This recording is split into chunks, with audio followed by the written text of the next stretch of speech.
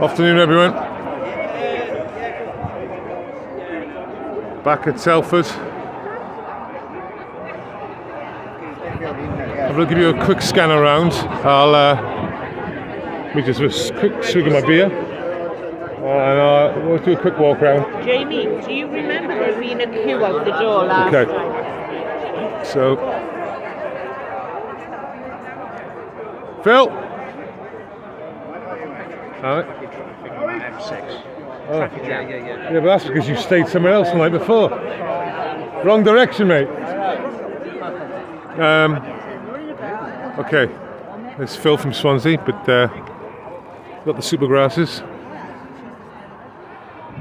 Okay, so it's an awful lot of police here. So let's have a quick wander just to show you everyone.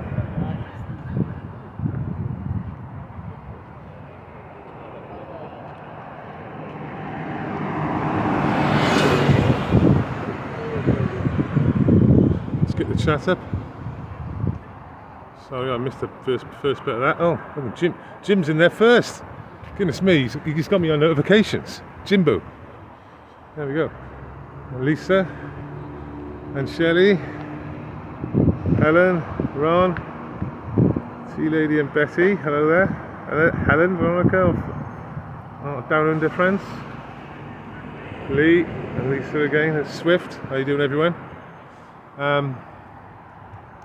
So there seems to be more police, and it doesn't seem to be a lot of people here, to be fair. It's disappointing. The venue, I believe, is changed from the last time. The venue now, we still go up the pathway over the flyover. Yeah, over there. But then I believe we take a left and we go down here and we're going to the council offices, I believe. I'm not too sure. That's what I've been told. So, as you can see, there's an awful lot of police and vans sat around. So there's Zoom going on. There we go.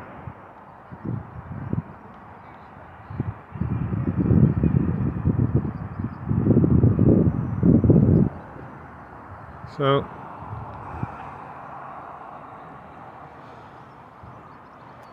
crowd sort of hanging around the Beefeater. Let's get the chat back up. So I won't be going live. Is the picture okay, chaps? Hope it is.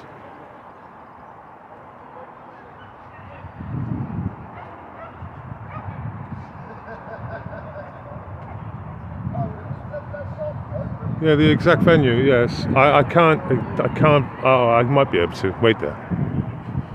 Let's have a look. I think it's the council offices, but bear with me.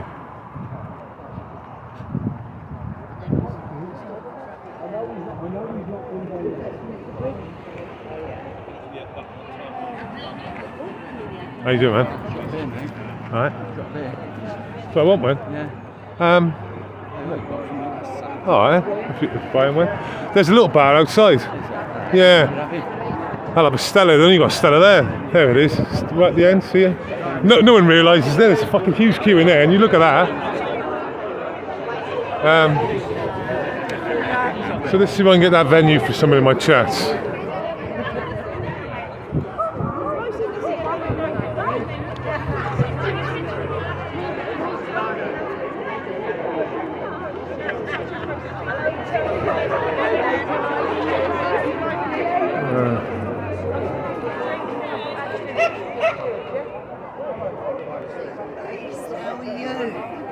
Are you alright, darling? Hey, lovely. Lovely to see you. And you, sweetheart. You're looking good. Thank you. Excellent stuff. Do we know where it is today? Have we got a confirmation? Council offices. Yeah, it's the council offices, alright. I'm just going to see if we got any black bags. She's gone in for a drink. So there you go, the council offices, so just Google that and you won't be far away.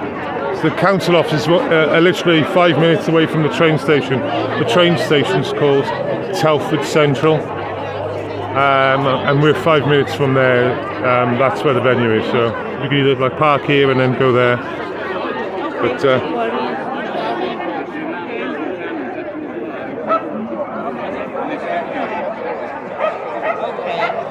Yeah, all right. yeah, man. Thanks. Cheers.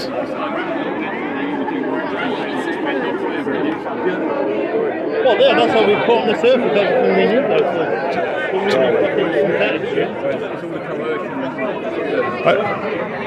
Jamie, I just got bought a beer. Do you want some of that? I just got bought a pint. No, sorry. Don't you? I know you're driving later, but that's later. I can have one more. Yeah, exactly. You're not going to have one after an hour anyway, are you? I can get one now. Oh, do you have that one? No, you can have it. Buy your pint. Wait, let me get it now. So I can give you your money then as well. Oh. Stella, please. You haven't got any Thatchers, have you? Not inside. Yeah, no.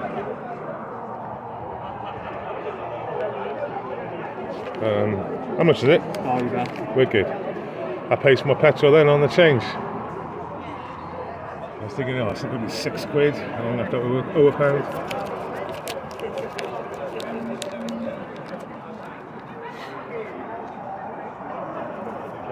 No one knows you're here, do they? No, I think that's what it is. I think everyone thinks I'm up here. Cheers, mate. Thanks, mate.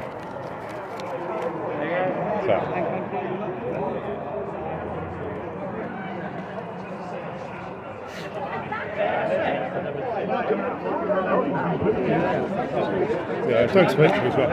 Cheers, mate. Starbucks on the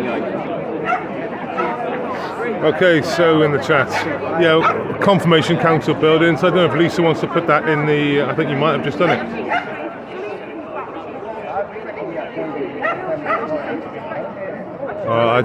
Wurzel said something to me then. I'm on a live Wurzel. I can't be doing stuff like that. I get it, but Lisa will put it in the chat anyway. Anyone wants to join in. So Telford Council offices is the actual where the big screen is, but we're at Telford Central Station. So either way,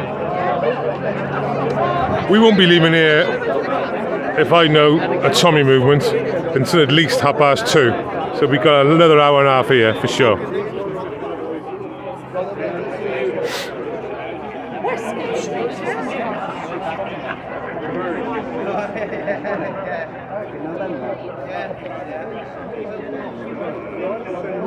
So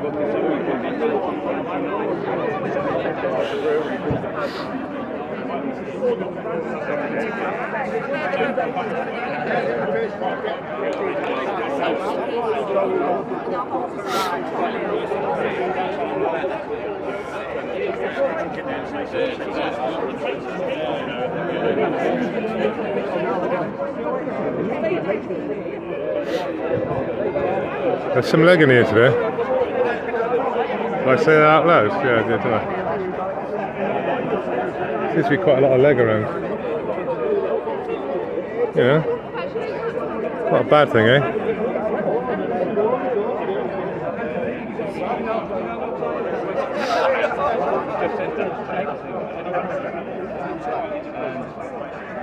No, it's not Kipper. It's not. Bigger last time.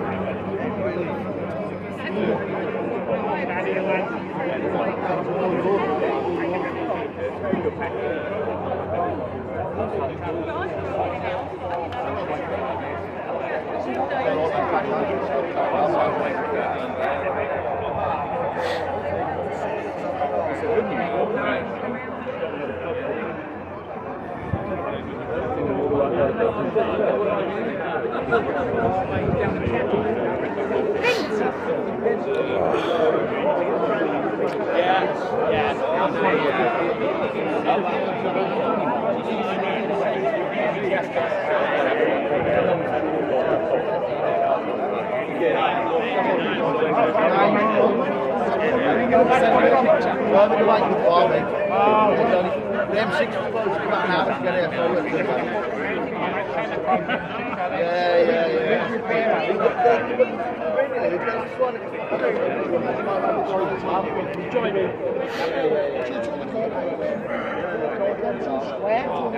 This guy always wears that t-shirt.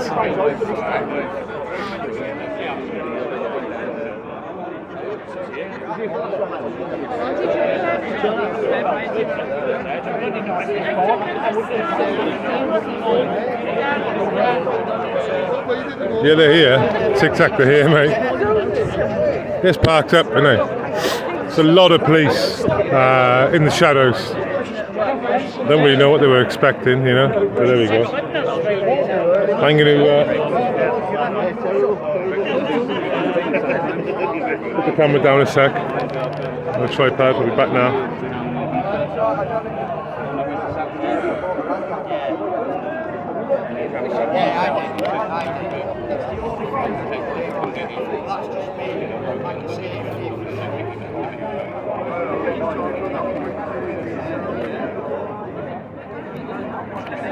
Well, having the cars on the road. One of them as well. You could help my memories. You know what I mean? Yeah. You are. Yeah. No, yeah.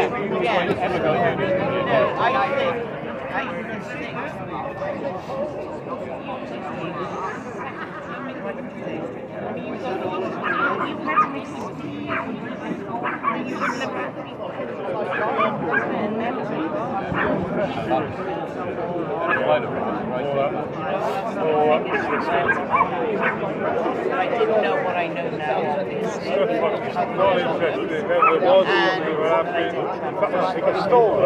I stole one of those high visors to get backstage with Poland. Their Independence Day. Well, active stolen. No, November the 11th. Yeah, if I could have a wish. Yeah, so he said, oh, look what I got on top of it. So yeah, two of them. And yeah, we wore them. I got a yellow one. We did the yellow vest in Cardiff. Yeah, it got us backstage. It got us backstage, like. The Voice of Wales lot coming, aren't they? Yeah, I'm sure they are. So then. I'm going to drop this feed at some point. I'm not going to. I've got the dog with me today, Chep. So and there's plenty of people live in, and I will be forwarding a live stream onto you. So multiple live streams when I'm shutting this down, so you can go straight across, and we'll make sure, hopefully, my brilliant mods will put their links in the chat. You know, a couple of minutes before I shut this down, so we can just go straight over. And there's like a live streamer over there. I'd like you to notice Phil there from Wales. He does a lot of lives on very small venues, so he seems to get everywhere. So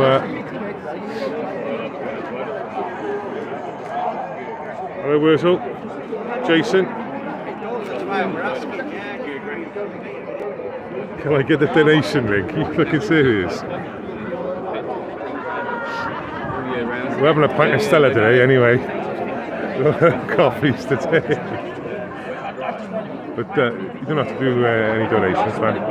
It was a cheap day today, £15. Thanks to my my mate. How you doing, man? How you doing, boys? I'm live.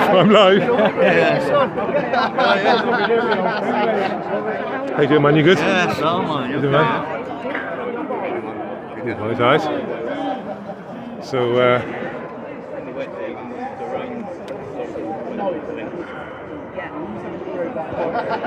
There's Decaheggies in my chat. Is he? It's a clone, isn't it? Yeah, but I'll pass everyone over to a couple of live streams when I shut this down, so don't worry.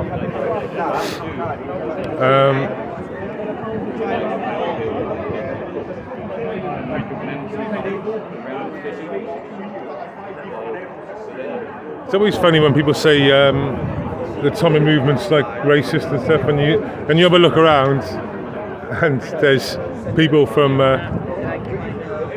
all colours here, and yes, you got your typical sort of football type. Example, but you know, that comes with the territory. They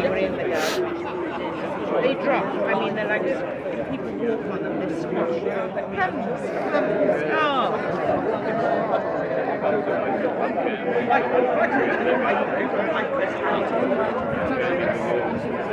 My friend does.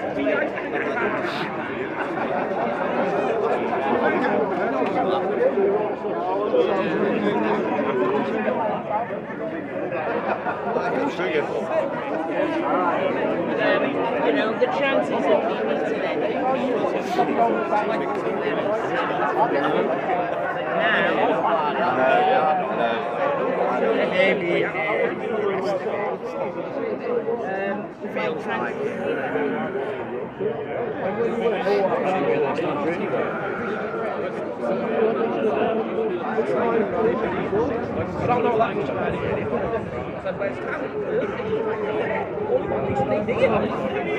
Yeah. To be fair, I'm quite disappointed with the turnout so far. 1 o'clock, we must be leaving in an hour and a half.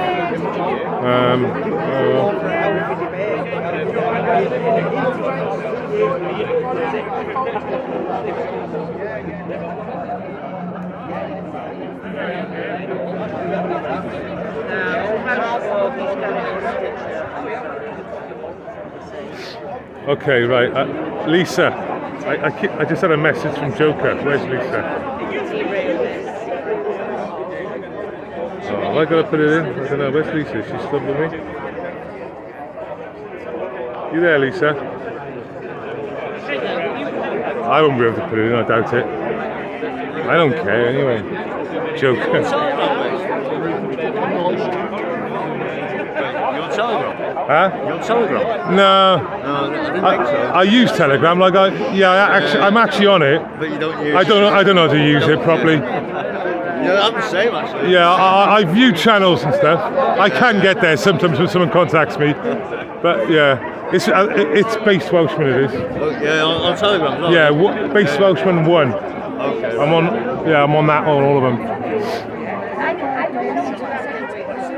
Yeah, I'm a bit of a fucking phobe when it comes to a lot of it. Yeah, I'm a fucking internet geek guy, mate, to be honest. Joker, stop ringing me, mate. I'm on a live. How's the man going? It's all right. I'm getting trolled by people telling me to put my coffee link in because I've just set up a coffee link. Alright. But I don't even know how to do it. I don't know what fucking I've never really done this before, like the link shit. But I'm live, innit? I can't fucking put that in now.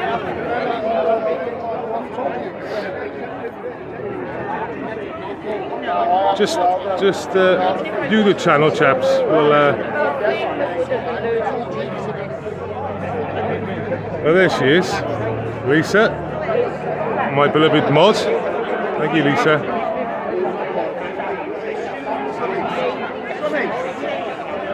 Yeah, it was a good day today. It's only £15 today, so £15 fuel. So I'm chuffed with that. Those people are followed. Because like everyone else at the moment, fuck me, it's crazy.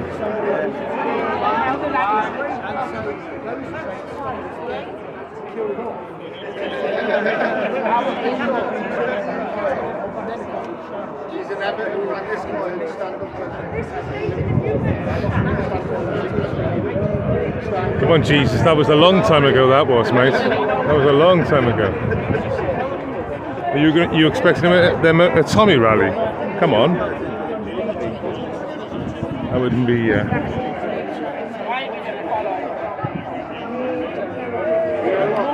You got me live there, have you? Yeah, I got you live. Yeah, I can hear my voice. I say it now, I went to the protest once. Didn't tell any of my viewers, they know now that I'm saying it. and I didn't say nothing to no one. I didn't go live, nothing. And during the protest, I'm watching something I can hear my voice like billowing in the corners. I'm looking on their live and they're going, Welshie's there, Welshie's there. I can hear Welshie's voice, they're going. Well, obviously your live stream have landed now. I had to drop it because I was on a strike at the time. Oh, okay.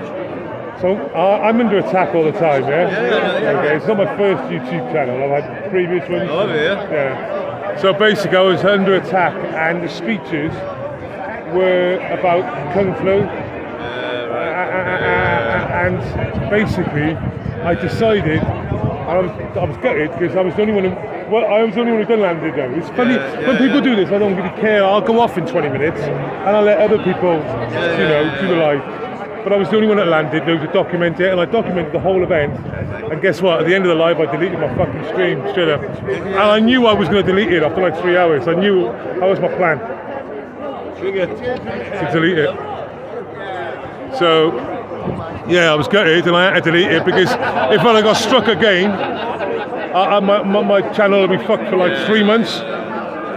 Basically, I won't be able to download anything.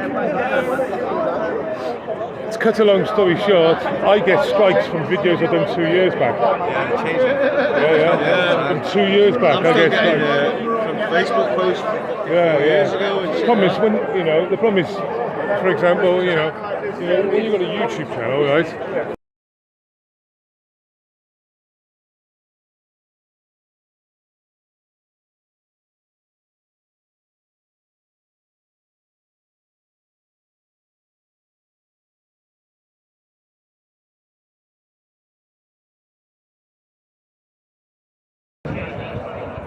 Live again.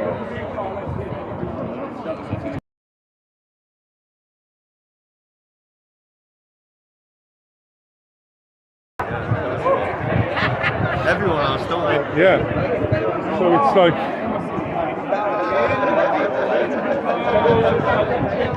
see, look at that now, they're going YouTube for reasons, guys. Some people know. Some people don't know. But yeah, that's it.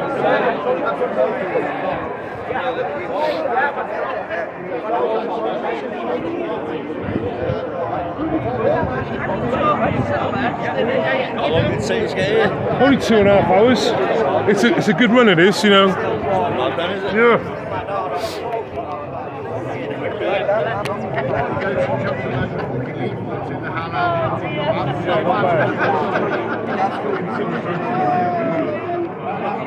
Yeah, well, I actually. Oh, nice. Yeah, mate.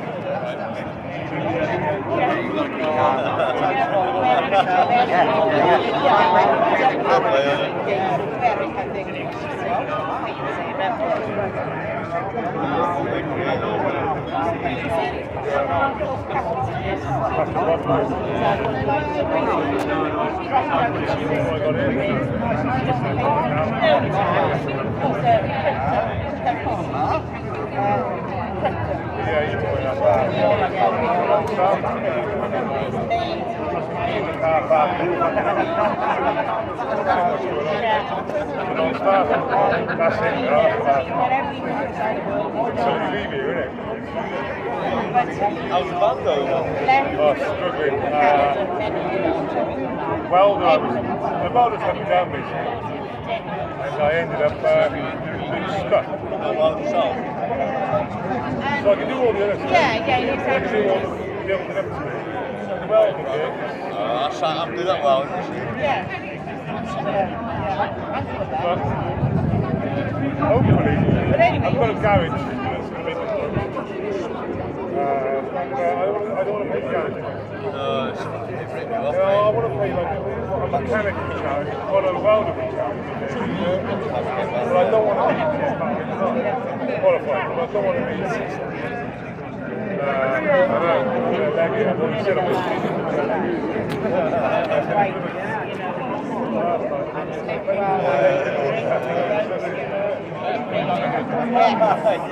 Yes. So yeah, I've got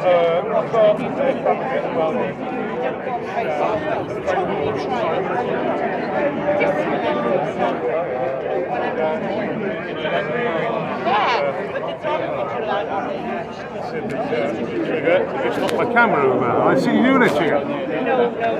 Come on, you know the form. You know the form.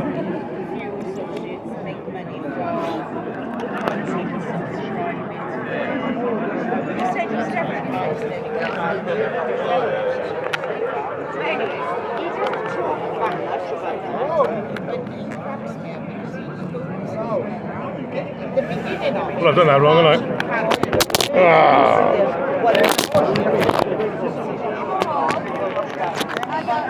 Nice. Sort this out. Sorry, chat. I'll get there.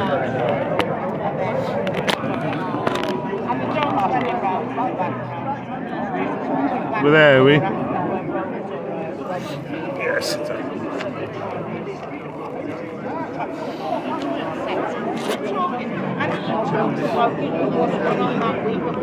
Might as well.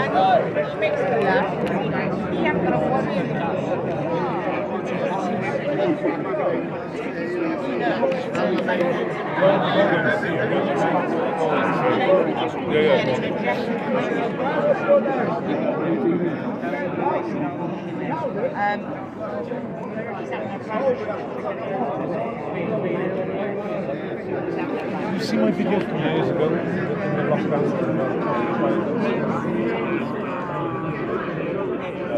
Yeah, I know. When three guys or something, I was just sat in a field in Sugar, and they just come up to me from like distance. They had to walk like 300 yards to get to me. I was in the middle of a massive field. And they accosted me for like walking my dog or being out in public. I think I did, yeah. Well, I was doing what I was doing here now. I was, I was out the way. I was in the middle of a field just chilling with my dog. And I was. But that's why if you see it, like I was. As soon as I got him on the lead, that was it. It was like I was off. Just fucking give them the big fuck off too. But they're. I ended up going to court for it at the matter, going walking my dog. But a year later, I went to court for it. I've been calling you for a while, mate. How long have you been going? I've been going since like 2017, but I don't do. I've been following you for about 2 years, I think. So I can do like 2 years. people think I'm an auditor sometimes, but I've never done an audit. But I just do events and protests, and then if I have a contact with police, then there's no build-up, there's no me lurking outside a police station. It's go and it's happening. You know what I mean? There's no because I don't film police or. Well, I've seen loads of people that just go around filming police stations and all that. What's the point in that, like, really? Well, I understand this is not me. It's not what I understand what they're trying to do, but yeah, a lot of people think I'm an auditor because I know a lot about it, but I used to just watch it. But yeah, if you look at my channel, it's always like the police are involved and it's not a protest. It's literally game on straight away. There's no build-up. There's no looking through windows. It's just on.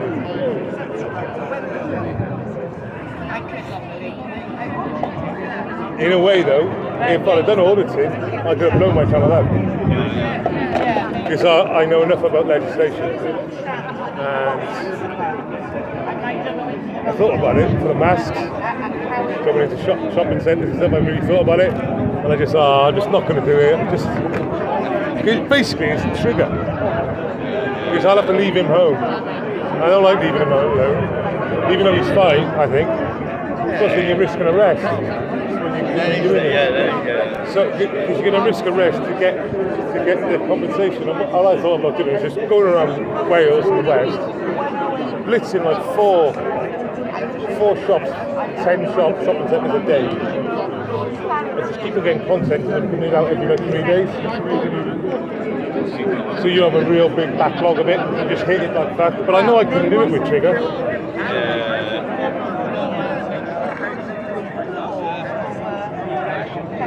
That's why I'll never get another dog. Yeah, but that's why I've got the dog. Stop me getting arrested. That's a good point. That's a good point. That's the funny thing, isn't it? I've had loads of dogs in the past. He's my first dog, he is, but apart from him, he's losing his hair. He's a quality boy, man. He's quality. He's 5. Yeah. Yeah. That's old. Not being rude, mate. He runs like a pup, though.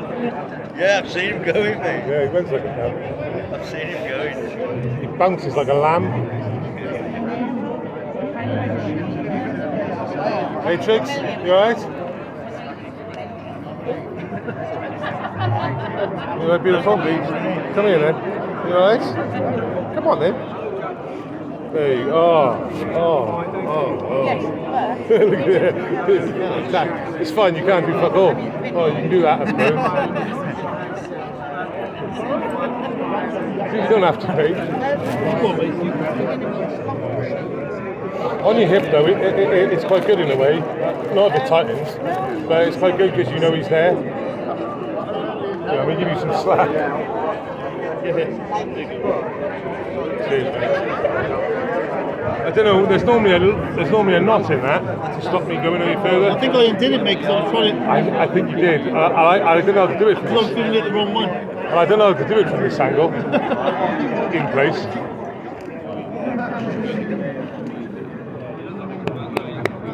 Yeah, it's alright.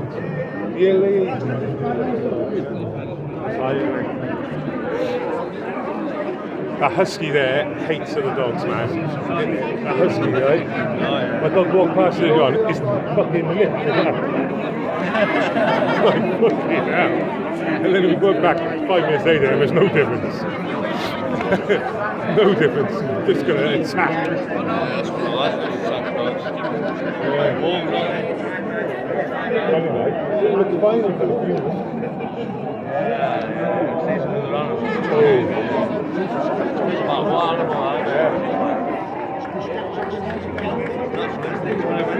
I know what to do if a dog attacks my dog, though. I've investigated it. Oh, wait, there's something happening, chaps. We're going to get onto this now, don't worry.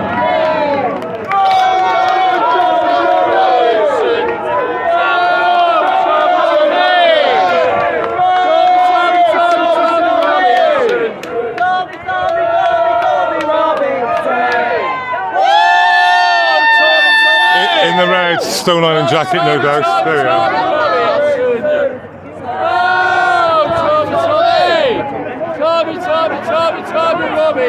I was right. Stone Island jacket. Okay.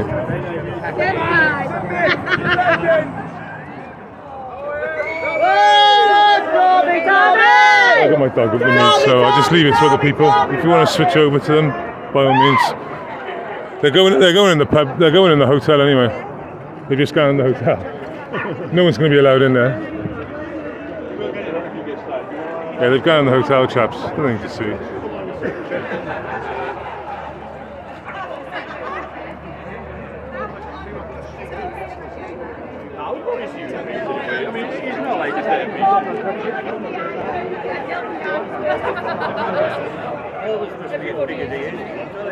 Yeah, speak in the chat. The chat froze. I don't know.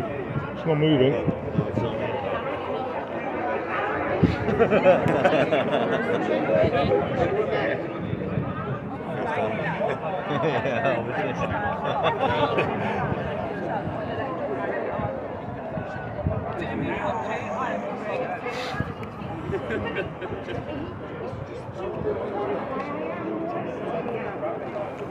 There's nothing going on over there, so we're not missing anything anyway.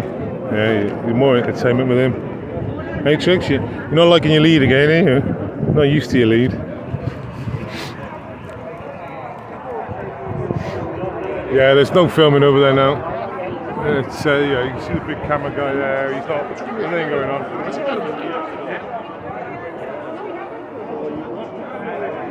Walking away. So if the biggest camera in the den is just walking away, there's not much happening.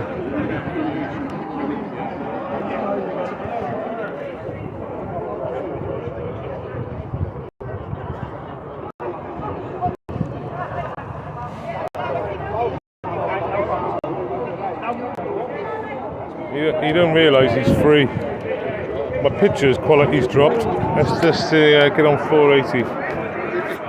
Let me just going for a consistent picture just to see if this makes any difference. Yeah. Okay. So let's just hope we're all right. Are we all right? Oh, sorry. All right. We got sound now. Yeah, we got sound now.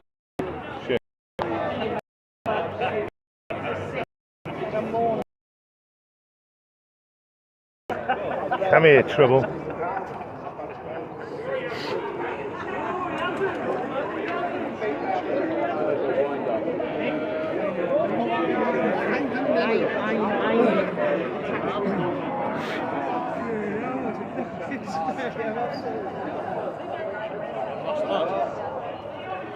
Go on then. Aye. There might not be swimming it at some points because of the wind.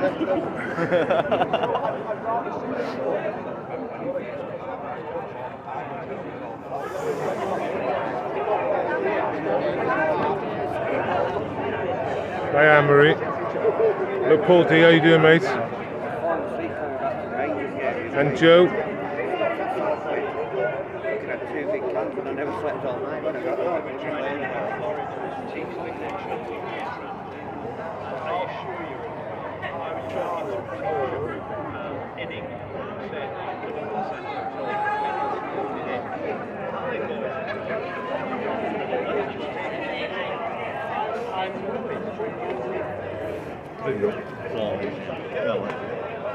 What's he up to anyway?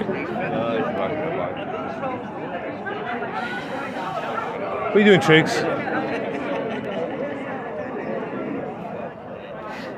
Let's have a quick pictures.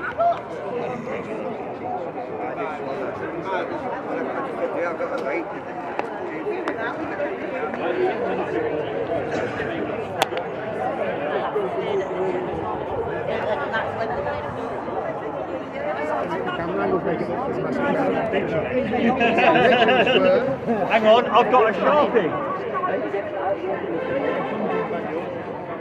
So I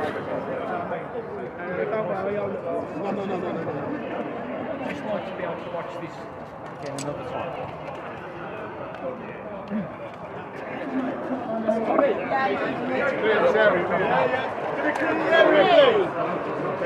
I've come at the right time again.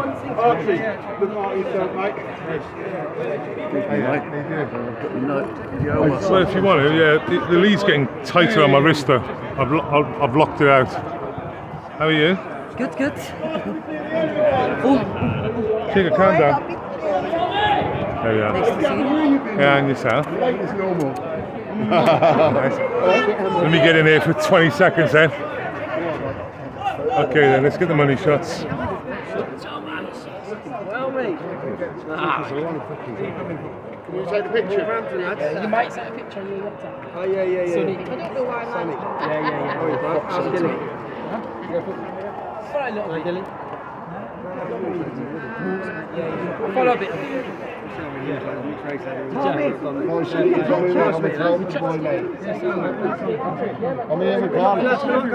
John. Good mate. Put it this Hey, way. man, you good? Obviously, You working today, yeah? Obviously. Yeah. Sorry. Obviously, we're all educated in the Dole Lodge, you know what I mean? And you know Sikhs have been fighting this battle for how long? Even though I've got Muslim friends, not all are like that. But where I come from, if I mention your name, I'll probably get in trouble because they're all uneducated. Even white lads from Wolverhampton, or black lads, or Asian lads. You know what I'm trying to say? I get it, bruv. They all don't Thanks for seeing Parsons. Thanks for coming. He's the top boy, Tommy, mate.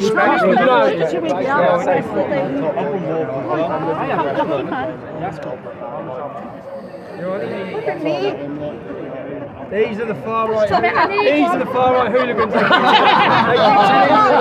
Get the t-shirt in. I stand with Tommy. Diane! Diane! one. Do another one. There you are, yeah. There we are. The 7 with you. Let's go.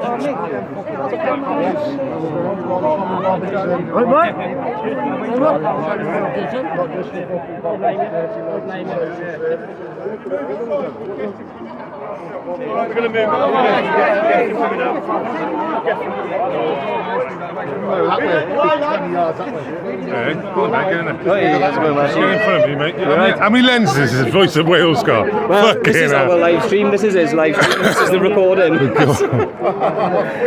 Yeah. Go on then, you made a good effort. I've just got my cam, get in there. Yeah, well, multitasking. Let's get in front.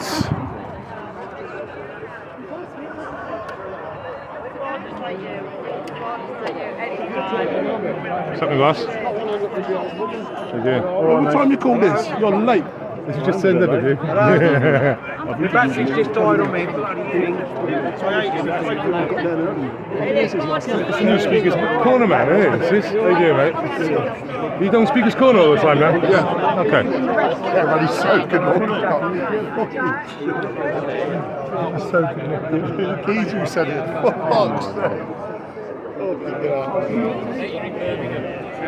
Let's get in front.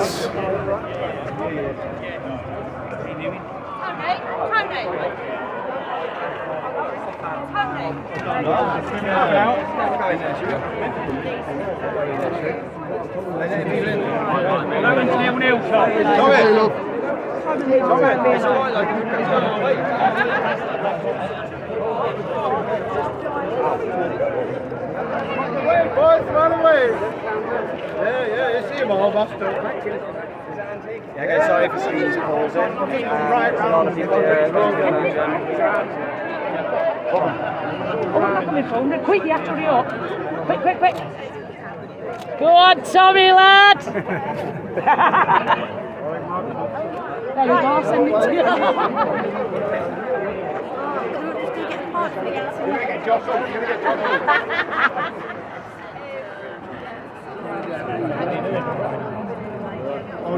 Okay. Yeah, I saw that.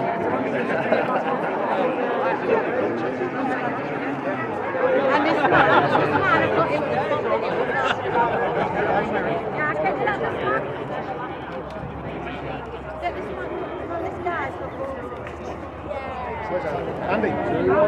can't do Okay, let's sort of scan around. Got Voice of Wales over here. We've got John, who's working for, I believe, Urban, Tommy at the moment. John Wong, top producer, cameraman, etc. Richard Inman in front of us. Hello, Richard. All right, good to see How you. you doing, mate? All right. Yeah. I was just going through all the film crew then. Voice of Wales, just three on their tripod. Yeah. Tom's live there, live and recording. So much going on, that's why. I'm going to leave you for George. Okay, so we'll leave them to it. We'll let them wander off. Okay. And let's look for Amber, where my dog is. This Amber's got me, dog. Let's have a look. Let's come to the play. But there she is. There's my boy. Thank you. There he is. Thanks for that. Boston Terrier, isn't it? Yeah, Boston. Yes, a Boston. How you doing, bro? How you doing, mate? I'm all right, man. No, lovely. Good to see Thank you. you. Cheers, mate. You chatted up something. What's that? Plenty of chatting up with Yeah, that, I didn't know. you? He's top, he is. He's a big Boston, but he's a Boston. He's taller and thinner than a French. That's where they are. Right, I'll see you. See you in a bit. See you in a bit. Some Trump flags. Going off. It's going off. It's going off. Is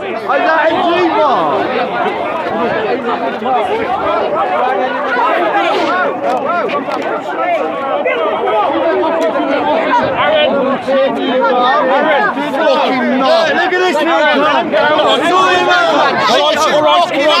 I've got it. Fucking get it then!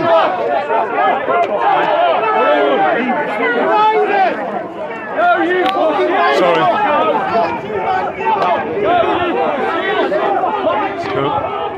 Let's go.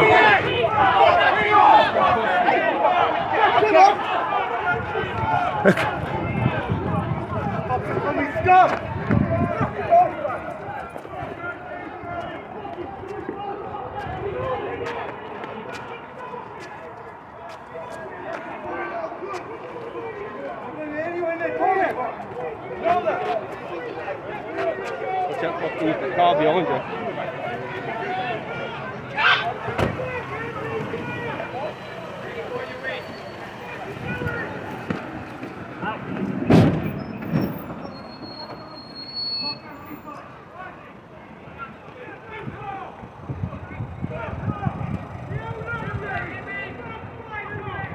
Okay, we're on it. Here they are. Here they are. Let's go.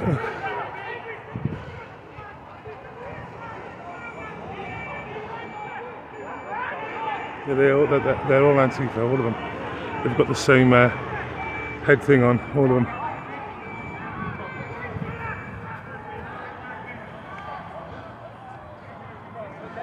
Yeah, they're all of them, look at them. Oh.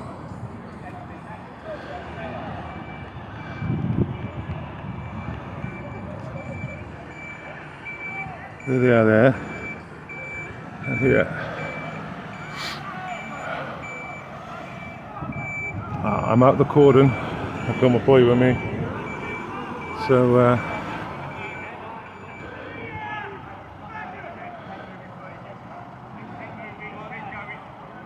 look at them, they're all of them. We're on it here.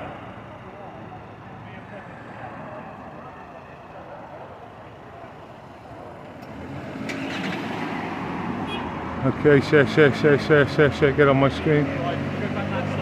I'm alright, mate, I'm on my own here, mate. I'm just filming. Please leave me alone. You've got better things to worry about than me filming, honestly. Right. I'm on the sidewalk. The film's not an issue, it's where you're filming from. I'm well distanced away from you. Just let me do what I'm doing, mate. Please, I'm with my dog. Just let me do what I'm doing. Carry on. There's more important things to worry about than me. I am worried about you because if you're on your own... Yeah, I'm fine, mate, honestly. I'm with my dog. I'm not going to get involved in any of it. You've been drinking the pub all day, mate. I haven't. I've had a pint in the pub. You know what I mean? If you've been there... Yeah, well, look, mate, I'm with my dog. I'm fine. That's not the issue. Right, the thing is, you can't pick on the person not committing the crime. You've got to go for the people that they seem to be on the verge of committing the crime. You're on your own, and I don't want you to be trapped out on your own. I'm fine, mate, honestly. I'm a big boy now. Thanks. Can you just move 20 yards down there for me, please? That's all I'm asking. 20 yards this way? Okay, I'll go 20 yards this way. Okay. Okay.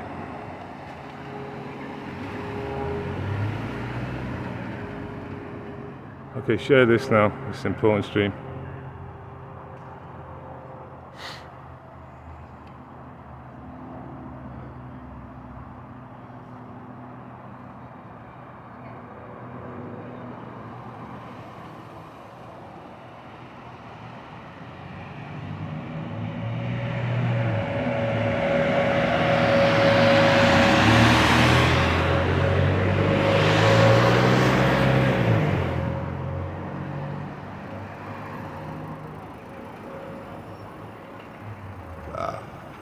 Here they go.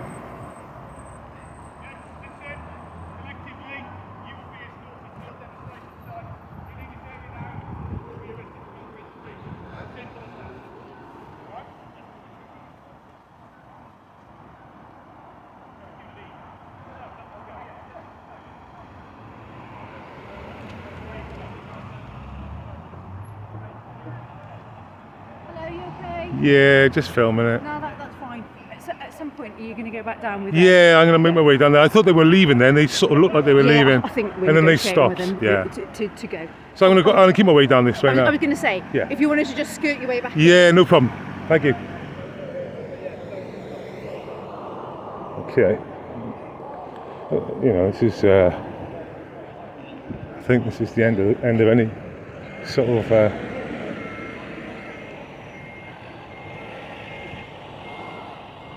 okay, stay then, boy.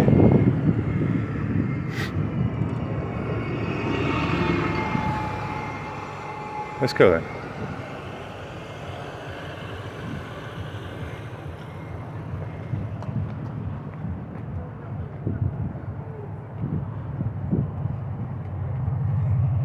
Hi lads, can I come back through now? Cheers, man.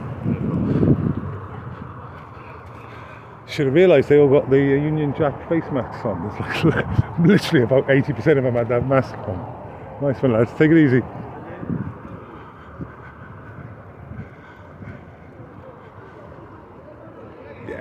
It was your safety because because we had our back to you. We didn't want you because I. Thank you. That's no worries. It's you're doing. Sure everyone has a good day as much as they can. Yeah, you were right. You're fine. Sorry, say again. You were right. You were no, it was just because you were isolated. Yes. And that group, I didn't want you to be on your own. Yeah. Because I'm not saying they. I understand your position. Somebody might just take advantage. You're on your own. Let's kick. Yeah, I appreciate. I'm all worried about that thing. Me too. Me too. You take care. Thank you, mate. Anyway, cheers, mate. You got me driver. You got me drive.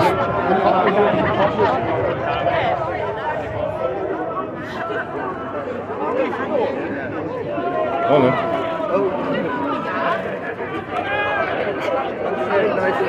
Look at the puppy. Is it a male? Yeah, he's a male. Oh, yeah, she's in season. Yeah, it's Trigger. There you go. Hiya, how you doing, lovely? All right? Yeah, so I managed to get in front of that then.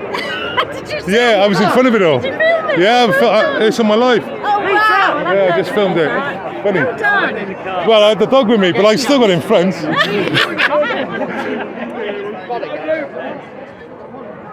Oh, there we go. How are we doing?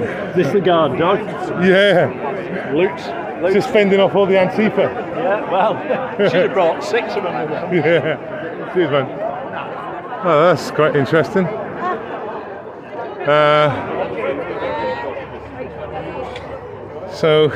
Oh, there we go, chat. Oh, is my chat frozen? It's disappointing if it is, because you're talking to yourselves and not me, and it is. It's frozen for me, I'm afraid. Badge numbers is all I've got. So from Libertarian Minds, badge number is minded, is the badge numbers is the last thing I've had. And that was a while back now. So yeah, they were all wearing face masks.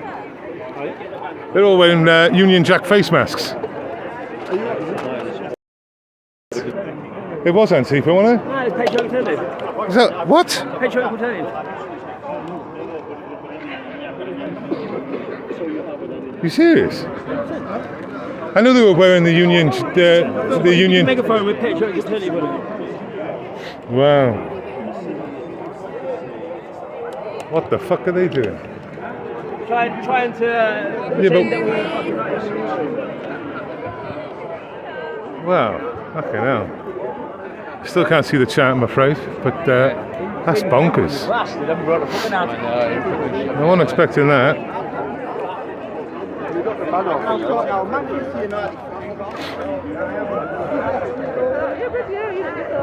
tell the difference in the market.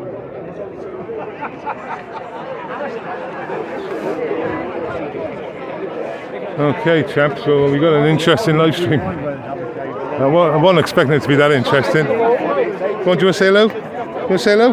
Go say hello then. There we go.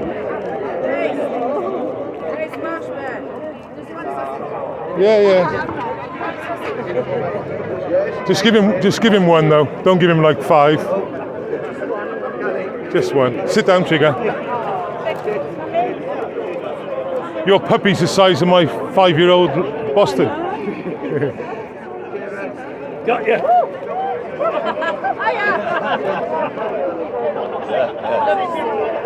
Come on. So, chat, I still can't see it, but you obviously you're talking to each other. Crazy that though. So it's Patriotic Alternative. Didn't think they resembled Antifa. But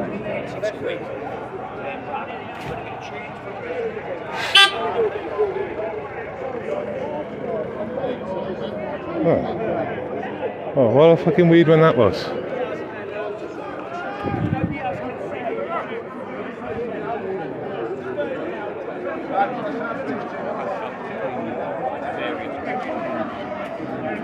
Oh, that's a fucking weird one, isn't it?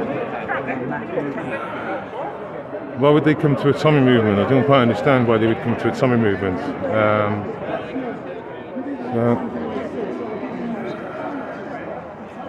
I'm still speaking to myself, I'm afraid. Badge numbers is my last. Get a bit looser. Let's try and jump the text back.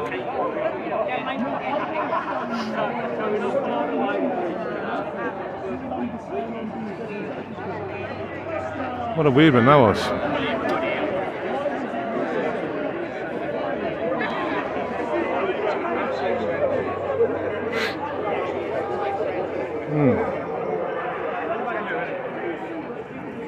I got in the front of all that.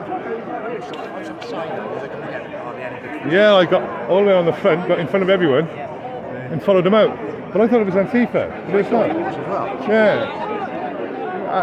I guess. They've been sent in, obviously, with the flags. But they all, a lot of them had an identical Union Jack face mask. Yeah, like a scowl. I mean, they literally look like a uniform. It was like a uniform. You sure it wasn't the old FBI trick? You know, they all have the same Ray-Bans, the same watches, and the same shorts. I don't fucking know. That's a bit like Antifa. They did that sort of trick. I can't see stand-up generation doing that. I don't see him saying. I couldn't see him saying it. I had the dog next to me. I was like, I thought it was going to go off. Yeah, but I thought it was going to go off. Seems like you get a fucking right slap. Yeah, I thought it was going to go off. And I thought, too many of us here. They've got no chance of that. But I got trigger in my right hand, and I'm thinking, oh shit.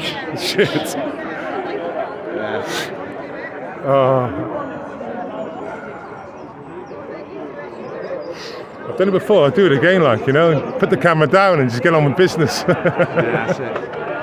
Yeah, I'll show all what's going on. Don't you worry about that. Yes.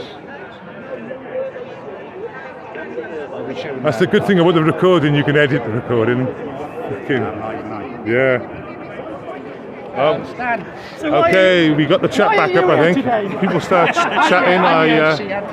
The chat has come back. Government is still demonising them. It's the last message I've got from Real. I don't think it was Antifa. I don't think it was stand-up racism. Well, Dan said. Yeah. How are you? How you doing, mate? Dan said he said patriotic opportunity. Yeah. That's what I was told from him. Dan. I am so naive because I went up to one of them with a bandolier. Yeah, with the Union Jack bandana thing on. I said, would you like to come on Voice of Wales? And he said, oh no, he will. And it was a guy that didn't have one, so I took no notice of him and just went straight to it. And the next thing, I had a girl next to me going, and then it went. Yeah, the thing is, what you'll see in the papers tomorrow will be far right against far right. Yes. It was and it wasn't. Yeah. It's the leftists. Yeah. Simple as that. Yeah. Well. Absolutely. How are you? Trigger. Most famous dog on YouTube he is. Has he got his own YouTube channel? No, he goes around with I've had a few requests in the comments. He should set up his own YouTube channel. I'm like, fuck off. What are you on about? It's hard enough trying to work one YouTube channel. Well, I think he'd make more money. I know he would. I know he would. I mean, that's what YouTube's good for, isn't it? Dog and cat videos. Yeah, it is. Yeah, that's a Simon Thursday. Messaged me 10 minutes beforehand. 9 o'clock. I meant to go on at 9. I could have done my own show. Also. Wait, I'm live? I'm live as well. Right. Give me some notice, like. He went to put you in, did he? He just put me in at 9 o'clock. And, oh, right. I don't mind going on next. I understand it. Yeah, it was just carnage, mate. It was carnage. Yeah, it just fell apart.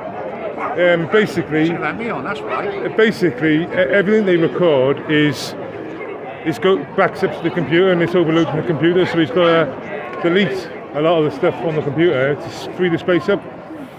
Well, I don't know anything anyway. So basically, every time he went out to speak to a guest, it froze and dropped live. So He did apologise. Yeah, it dropped twice live. So to reboot it.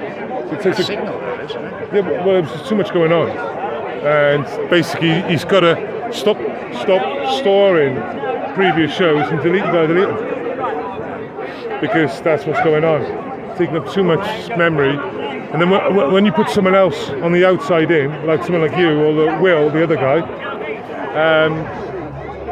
it just strains it too much. I want to talk about cancer. Obviously, like I said, I have to watch what I say when I talk about it. Yeah. There's other things I want to talk about, PCP Wales, stuff like that. Yeah. PDSD camp. I want to talk about that and all that. So. Wow, I've got 264 in chat. I haven't got hardly any on yet. 70 or something. That's because I had that footage. Yeah, if you've missed it, if you rewind back maybe 10 minutes, you'll see me getting in front of everyone and getting the best shots. The thing is, there was too much. I dropped it. I dropped my drink. I couldn't drink it. I had the dog, and I only had a swig left, and I couldn't get it to my mouth. And I just thought, I just drop it. I just dropped it. Got to get a shot in it. Yeah, Voice of Wales went to interview Stan for the interview. Hello. See, folks, they all love Trigger. They love him to bits. He's a great boy. How's your friend, the one we met in St James's Park? Hello there. Hiya. Shirley's with me. Ah, good. That's nice. We travelled up together. A bit of action then, all of a sudden. Didn't see it, sweetheart. We was indoors. Leo, of course. It's on my life. I got good shots. Well done. Where are you putting it? It's on my YouTube channel.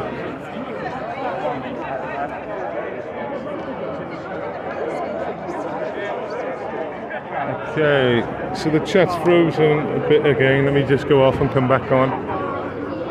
Oh, that's interesting.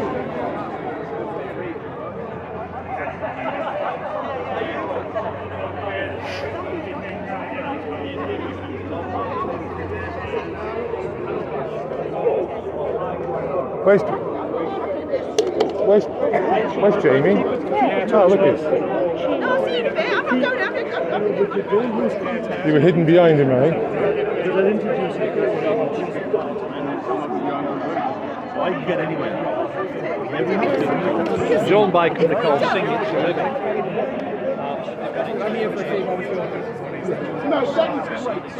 But anyway, to a point now, you're not talking about earlier, you're nonsense. If you want to protest against this protest, right, there's something wrong with you. There's people here now who want to protect our children. That's what it's about.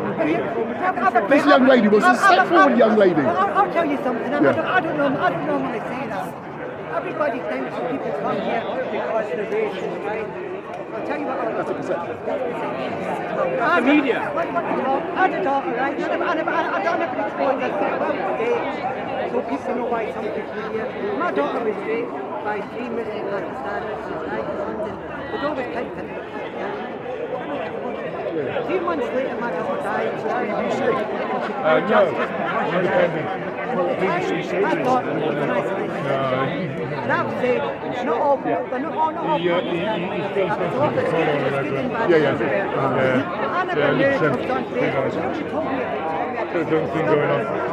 So he's not biased against the children? No, so the BBC always have if you looked at Tommy's live stream yesterday in High Court, he done a live stream from High Court.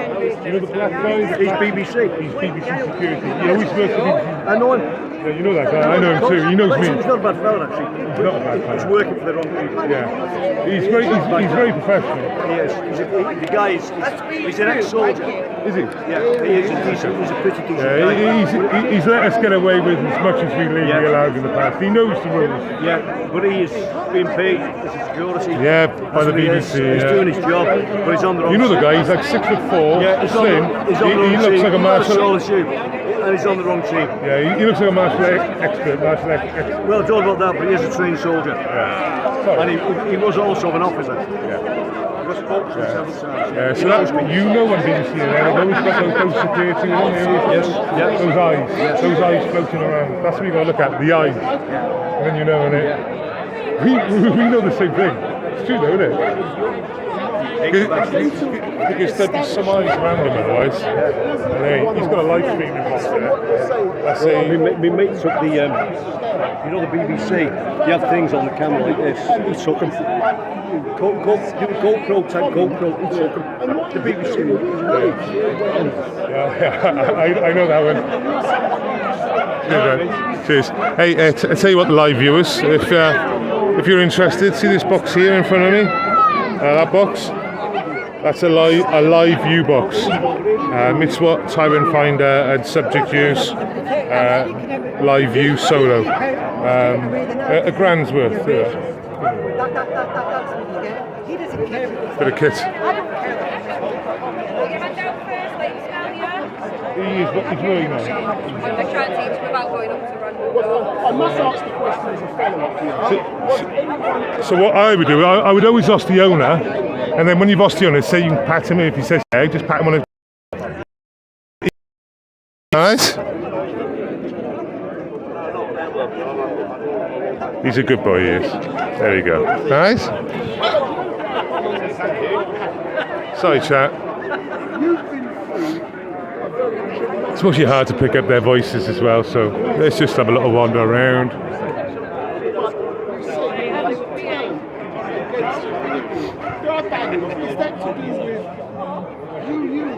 So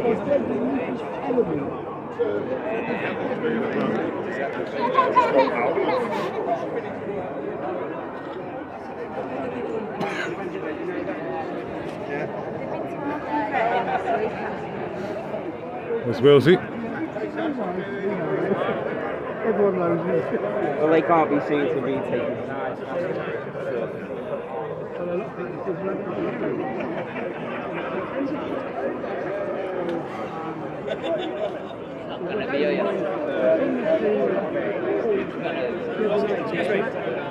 French Bulldog or Boston Terrier? Boston Terrier. It's a Boston Terrier. Yeah. So the real way to look at him is his ears move a lot, and he's got a nose. Yeah, exactly. And they're thinner. If you look at the overall frame, he's thinner than and taller a little bit than a French. He's got more of a terrier face, hasn't he? Yeah. And where the Frenchie's ears are quite prominent but stationary. There's a lot of movement with them. Yeah, they go back and that. Yeah. No chance. Yeah. I misheard you, mate. Absolutely no chance. When you know where you look at, it's easy, but you don't. You know, it's easy. I can't tell the difference between them, to be honest. I go to people and I say French Bulldog, and they go, no, it's Boston Terrier. I go to people and say Boston Terrier, and they're like French Bulldog. Yeah. Dickhead. That's what they say. So his legs, you know, as well. They're taller and thinner. Yeah. If you think about Gangly terrier style. Yeah. Yeah, it's a nice dog, mate. Apart from he's losing. You Do you? Oh, were you? I think it was patriotic alternative up here. Undercover ground cops. They came up to us instantly and like, boys of Wales, you're not welcome, get out. They start, innit? They know before you even start. They do. Hey, but that's good, yeah. I think we had patriotic alternative turn up a minute ago. There was a bit of a scuffle. Yeah. It's actually extremists. So you went over there as a junior reporter. Why would they turn up at the Tommy event now? Liam and Sharon said hello. Who?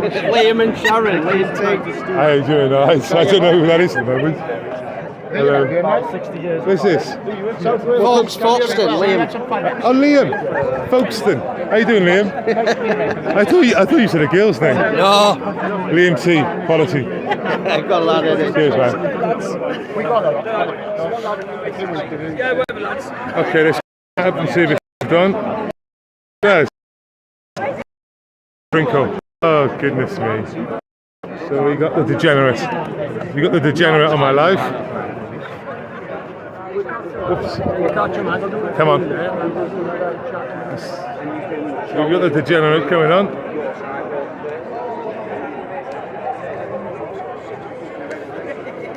Ooh.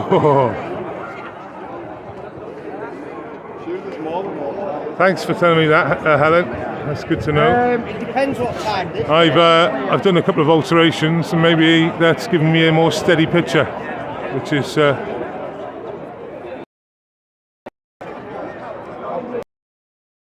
always said.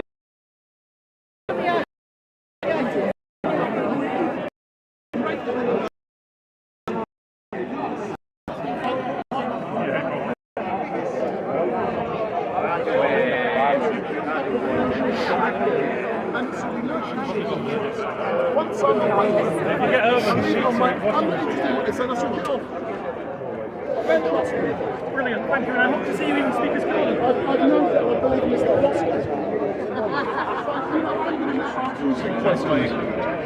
What do you think of today? I think today should be full of Muslims standing with this crowd, because this is a community issue. It's a community issue in Telford, and it doesn't matter whether you're black, white, or sky blue, pink, or yellow dots, Muslim, or Catholic, or Christian. And I say that because we've got two Blair brothers that are here with the Royal Ulster Constabulary berets on, and they were abused. Yeah, move back slightly. That's it, thank they you. were abused for years and years and years, and they took the Catholic churches to court and won. And not once have they been called racist. I hear you, but sir, it's been great, and I've no doubt today is going to be interesting, but what I want to see, and I must admit, when I go down to Speaker's Corner and I see those heavyweights, you know, they've got a million followers, I want them to be down here. I want them to be debating with Tommy Robinson. Hence the reason I said to them, I want to see you at Speaker's Corner debating, well, you know the ones, Mohammed and all of those guys. They should have a discussion in public with Tommy Robinson. I've been there, it's been a riot. They come with a reference. They come with a reference, don't they? Because if you've ever seen the Oxford debate, then you know why they won't speak with I was there 28 and I kicked off. I had to drop my life. Yeah, I dropped my life. I would be incriminated.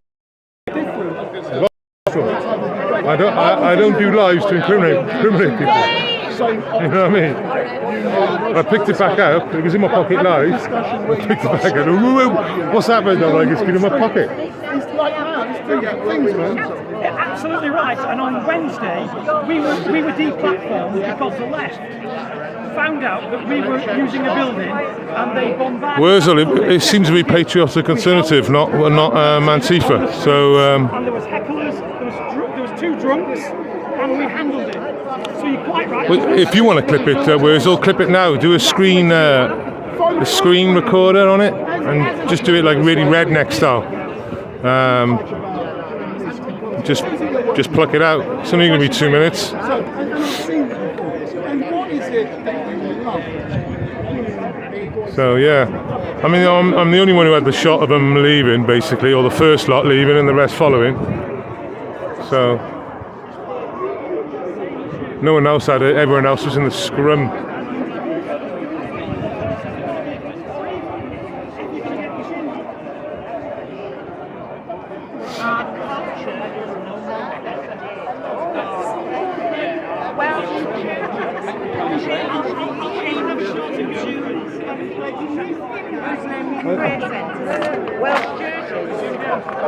Yeah, Mark. Yeah. Not good enough. That's like rubbing our faces. I was like, Yeah.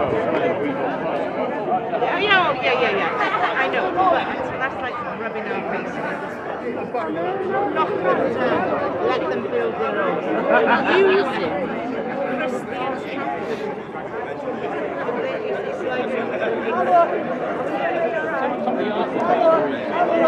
thanks, Wurzel.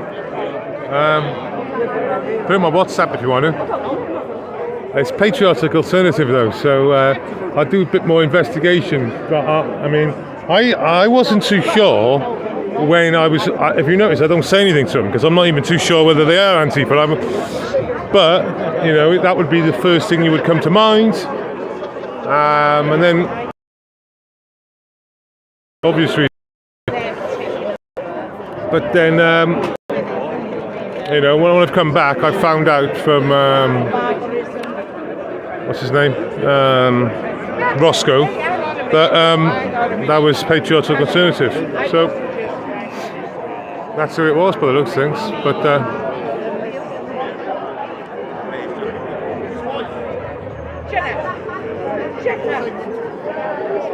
so yeah, I suppose words will get it from when I realise it's kicking off, and when I zoom in, and then just bring it across until I get in front of them, and I'm in front of them all as they're all walking off.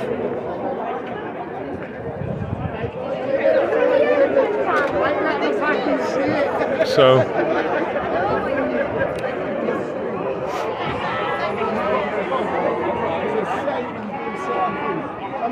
yeah, get it from there if you want to work. So it's much you give you like 6 minutes or 7 minutes. But yeah, get that, and I'll put that on a YouTube. Maybe you get the 220 on a Twitter. Yeah, must you get the first 220 on a Twitter, innit? And then get the rest on a YouTube. Right, some speakers corners, lads.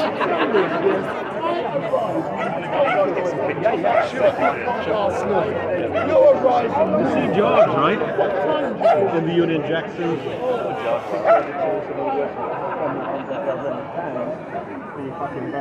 That's what I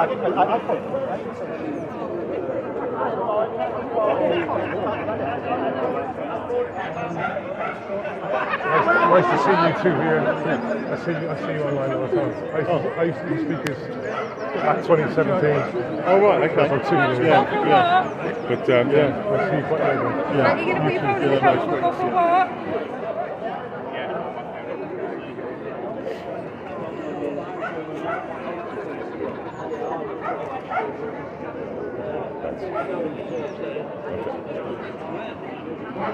What?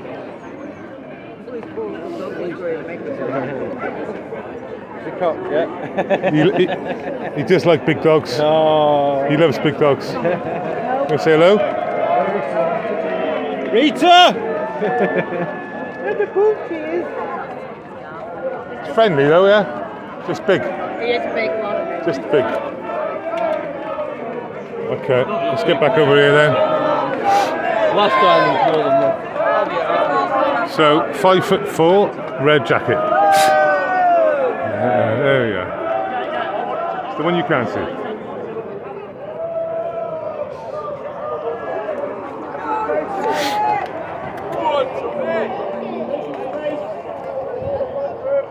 Let's get in front of people. Okay.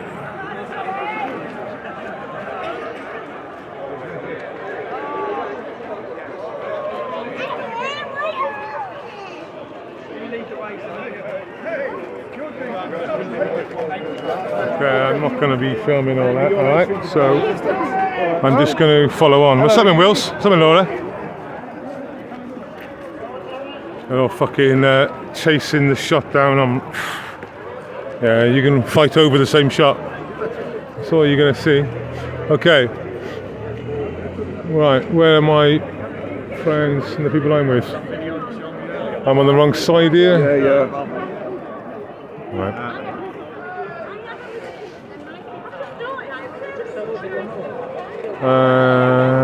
Oh yeah, there's Beryl, I can see her. Okay.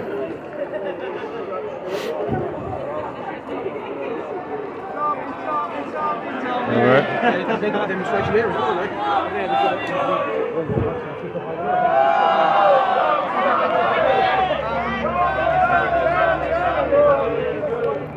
Okie dokie.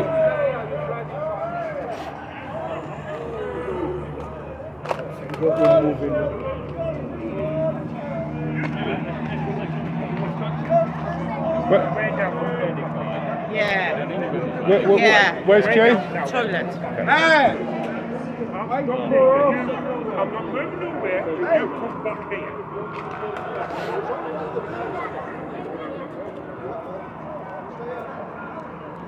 Look, Chigger. Big woof woof. Look at that. Hello, mate. How you doing? Nice to see you. How are you? I've got a fucking selfie, didn't I? Told me. Well played.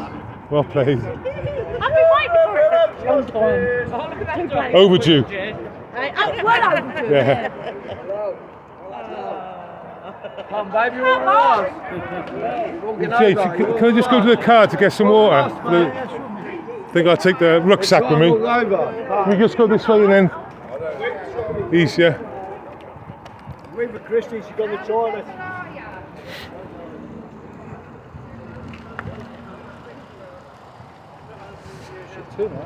Yeah, what did I say? Said it in the car, didn't I? Yeah. I was expecting it to be the other way.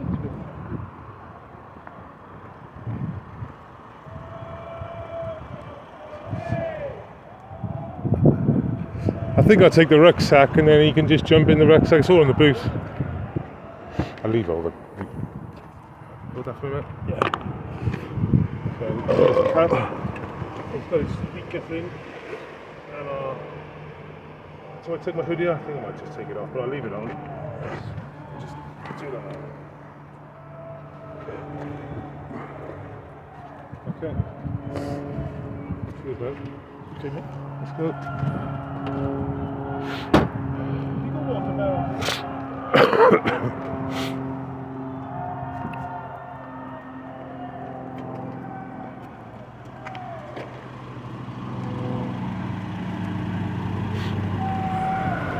I should have got some tissues out the car. You got any tissues in your bag?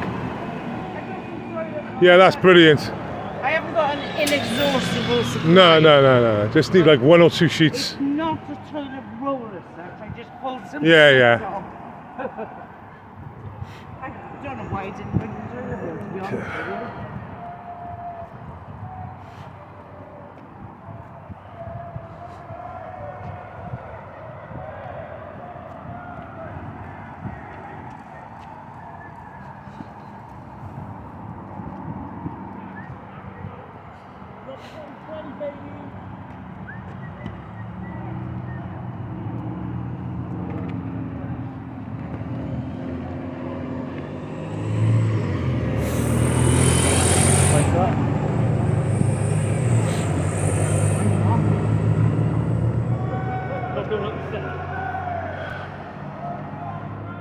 So when we crossed this road, this is when I had issues last time. Did you? Yeah. So I've done a couple of things different this time. So we'll see. I mean, it's going to struggle because it's not a good area, but I just hope it's a little bit better than it was last time. And we're not going to the same venue as last time as well. For people who have already watched part 1, we're going to a different venue, so the reception will be different. Whether it's better or worse, it couldn't be any worse. So we'll see what happens.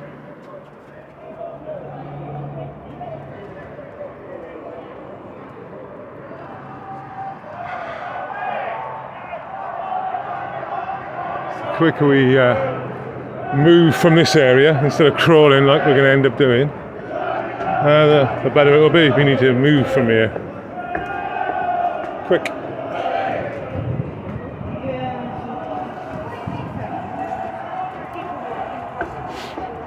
Well, thanks for tuning in, everyone.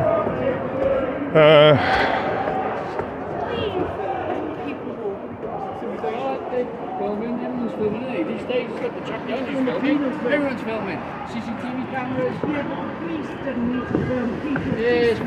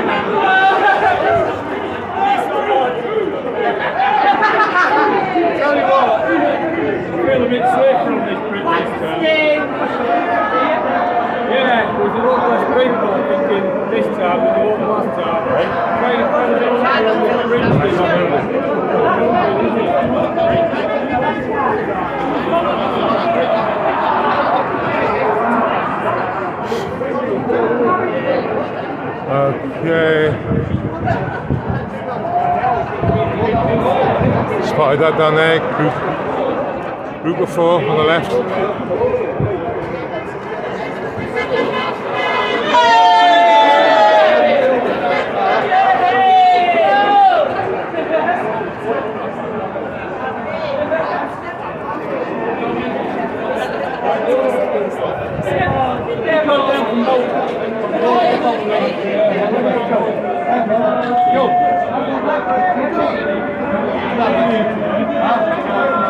Yeah, chat hasn't come back for me, so I'm sorry, chat. I can't see you. Oh yeah, yes. Getting paid loads of Wonga, I expect.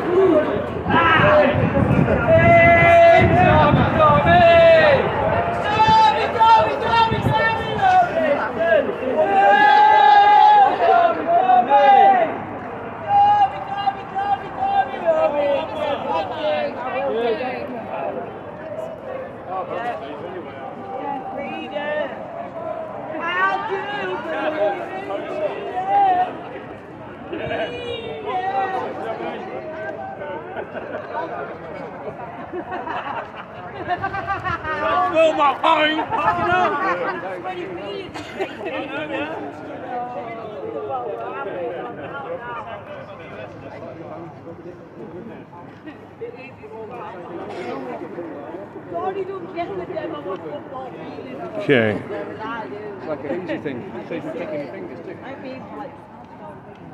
Chica, come on. Up. Oh, they're struggling now, aren't they?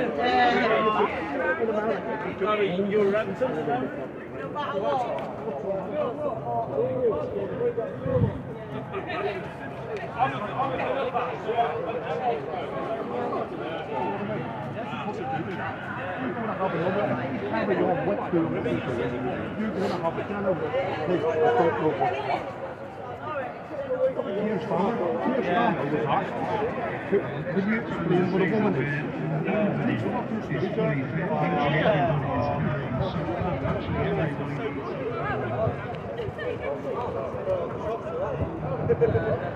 More beer than that.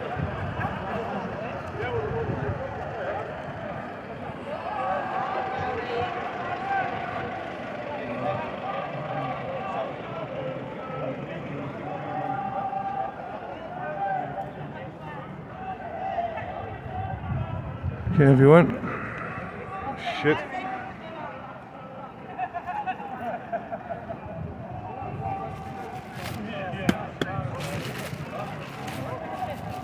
Just had a shit.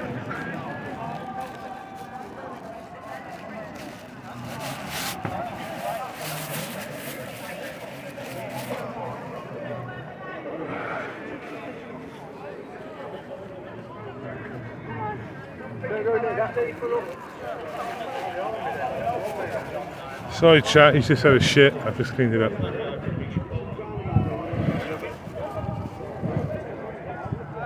Trigger, here.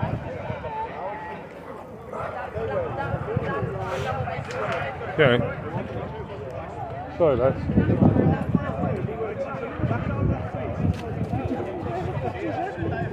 I followed the sound for the car. So I was like, driving all around the road when really you're going to go up here and it's over. I've gone up. Now we got lost because we went to the centre. We was in the shopping centre. We was like, where is it? Can't hear nothing. And then we could hear something. And then the speaker. Come on. Come on.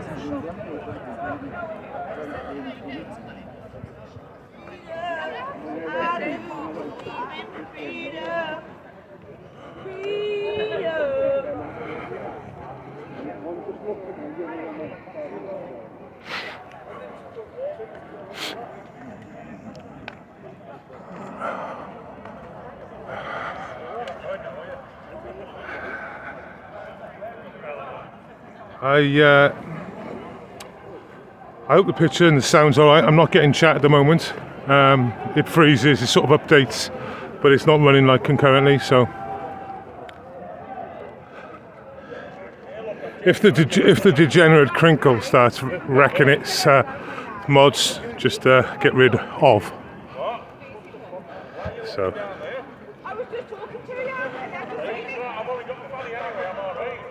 I can just tell by the BPS that I think the picture's going to be alright.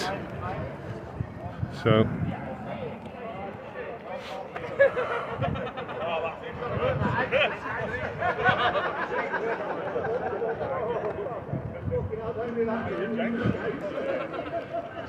Mercury Hotels, Telford. Can someone Google that one for me?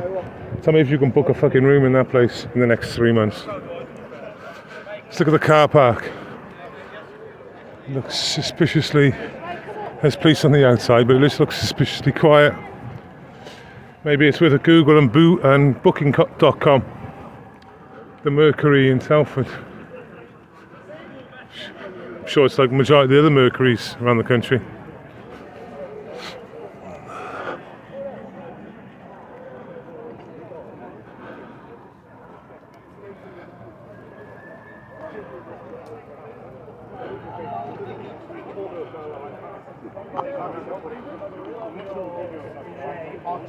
Articulate way. Tommy's a bit on the line.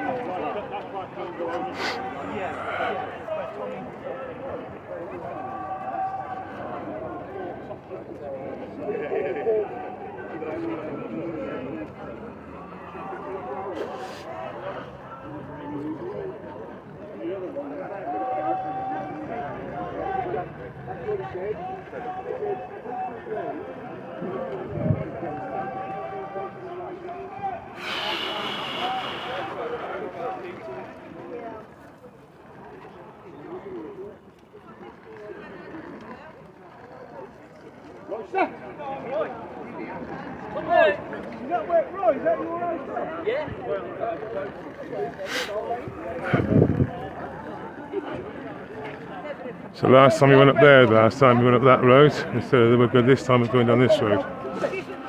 So that's good, because I've still got full reception from what I'm seeing. My numbers are still high, which would tell me that I'm getting full reception, even though everything's telling me good news. I just can't see what you're saying, that's the only thing.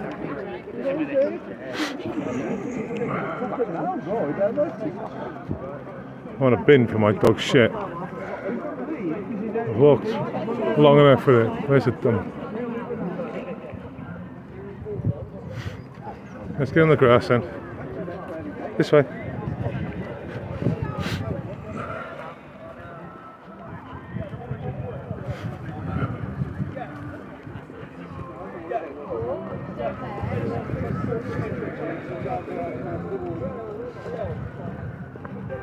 People above the bridge. You go to people above the bridge. You have a look at the bridge coming up, the footbridge.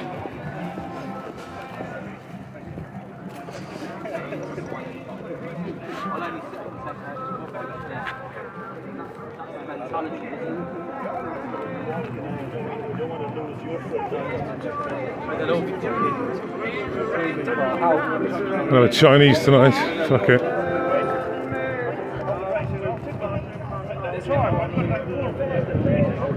Six hours time.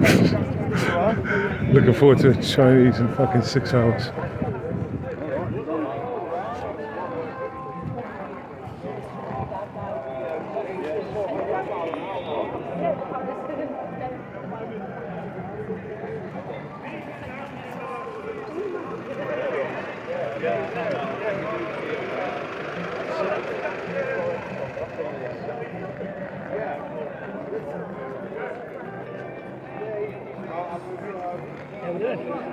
I do, man, right?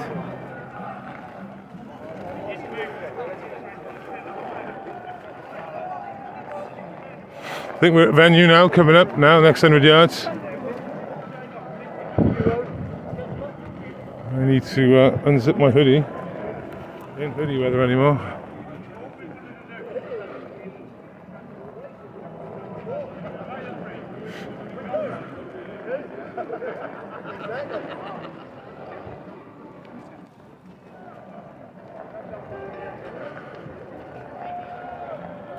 Is he filming from his laptop? Is he filming from his laptop?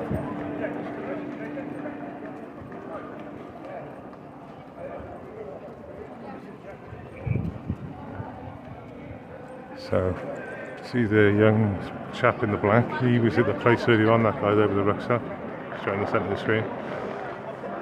So he just take face shots. That's what he's doing, is taking face shots of everyone. Just checking his shot there, his laptop. His laptop. Ambulance, that is, not even a copper. Paramedic.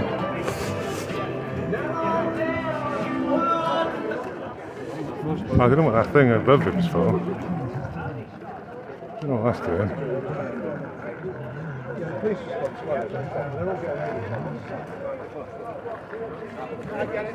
Oh yeah, there's the old 360 cam. It looks pretty sus. But What's the screen, is it? I reckon it was what we saw. Yeah. No worries, get in touch with Danny.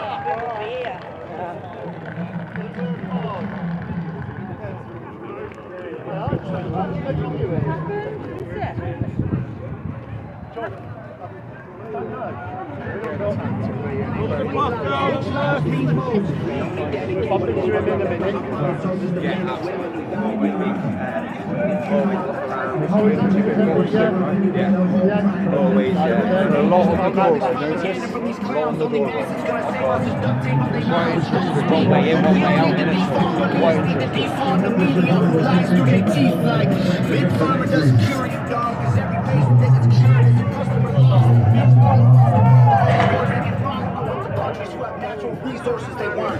Blaming the white man brains, everybody likes rap, he's appropriating culture. But if a white man acts too white, he's white trash, he's a racist, he's a bigot, he's a monster. Let's just have the conversation. Not every liberal is dumb, not all Republicans are racist. The government wants everybody fighting with their neighbors because they know that if we get along, we'll probably go against them. Yeah, Lisa.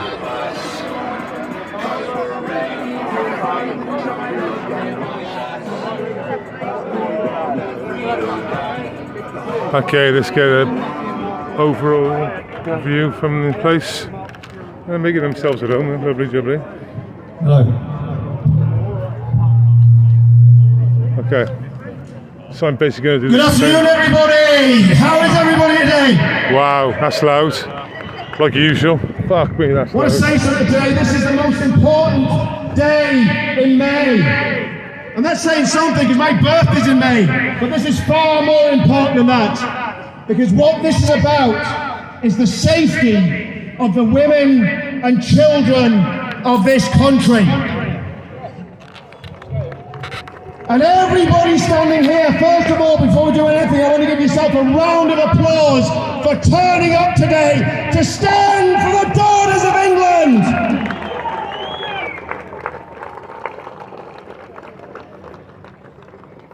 For 40 years,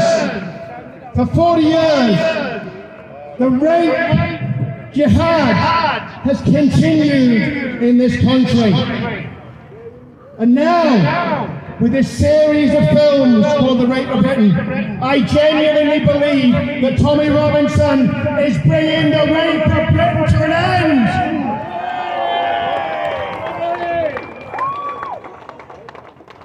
But of course, today is not primarily about Tommy or about the speakers. It is about the brave women that have taken part in the making of these documentaries. They have shown courage that I have not seen from most of the men of England. The daughters of England have stood up, and we need to salute them.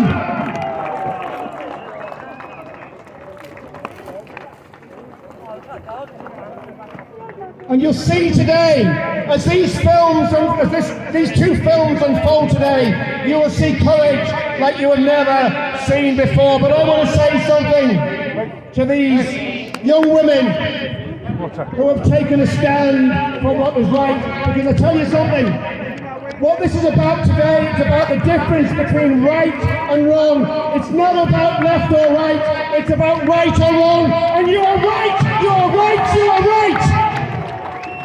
Hello mate, nice to meet you. I follow a lot of you on the old. You travel down from Wales. What we'll find today as we stand today, how many people here stand with the Daughters of England? Quite short for me. Yeah. Let's have a cheer for the Daughters of England. You and the dog. Yeah, you put me and the dog together, innit? Yeah. Because the days of people turning the other way and ignoring this monstrous rape jihad that has gone in this country are over.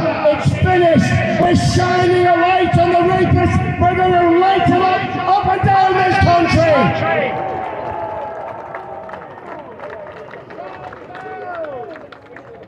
But today is about the young ladies and the old ladies. I've met them all. They are powerful, powerful, strong women that have taken part in these documentaries. Today is about them, and today they will be vindicated. For many years they were ignored by the state. They were ignored by the police, and I'm not talking about the bobbies on the beat here. Nothing against them. I'm talking about the people in the high command of police services up and down England and Scotland and Wales that ignored the rape jihad and let it happen. They should hang their heads in shame. But it's about the vindication of these young women. But also, today is a day of vengeance. Who wants to see vengeance today? Who wants to see vengeance today? Who wants to see vengeance today? You will see it today, because those men, and I'm going to name them now. Munshi, are you watching from Pakistan? Are you watching, Munshi? Because you're going to get rid of today. Akil, the rapist, are you watching?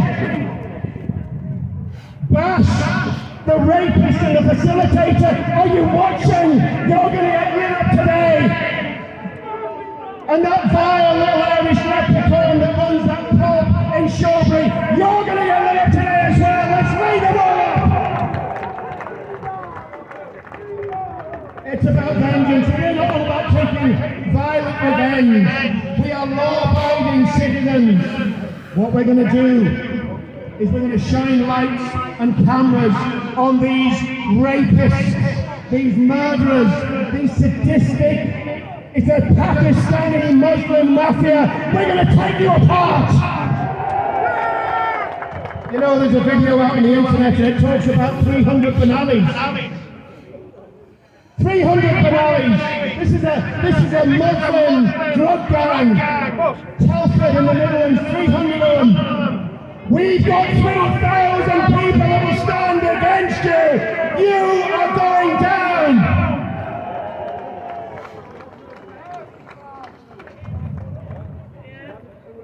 But it's also about victory, which is far more important. Because these young ladies that have made these films, they are victorious. They have stood against the odds. They have had threats, they have had intimidation, they have been subject, I'm not going to say it, you see it in the film, they have been subject to the most appalling violence. And because they have made these films, they have the victory. Let's give them a round of applause.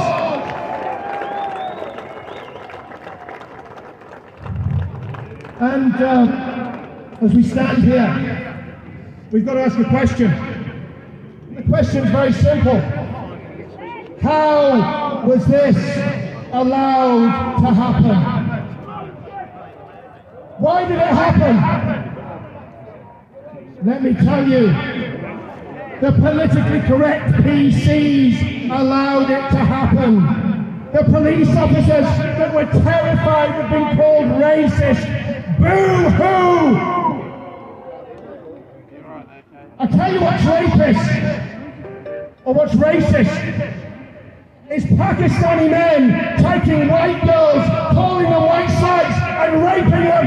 That's racist,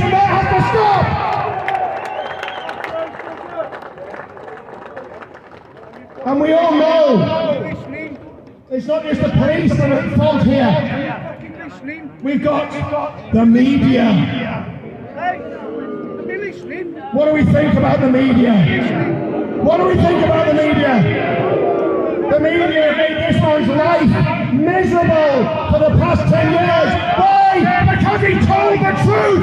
He told the truth. Tommy Robinson is a truth teller, and the media has tried to destroy his life for him.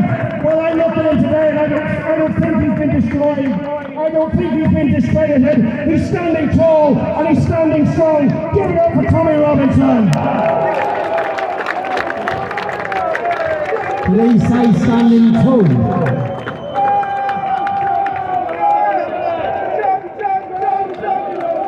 Do you know what? We'll start off. I don't really think I need to do much talking, if I'm honest.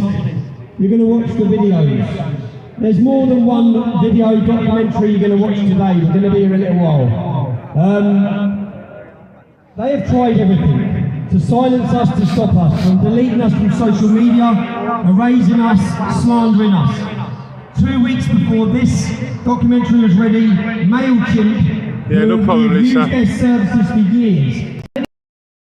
Many of you use email.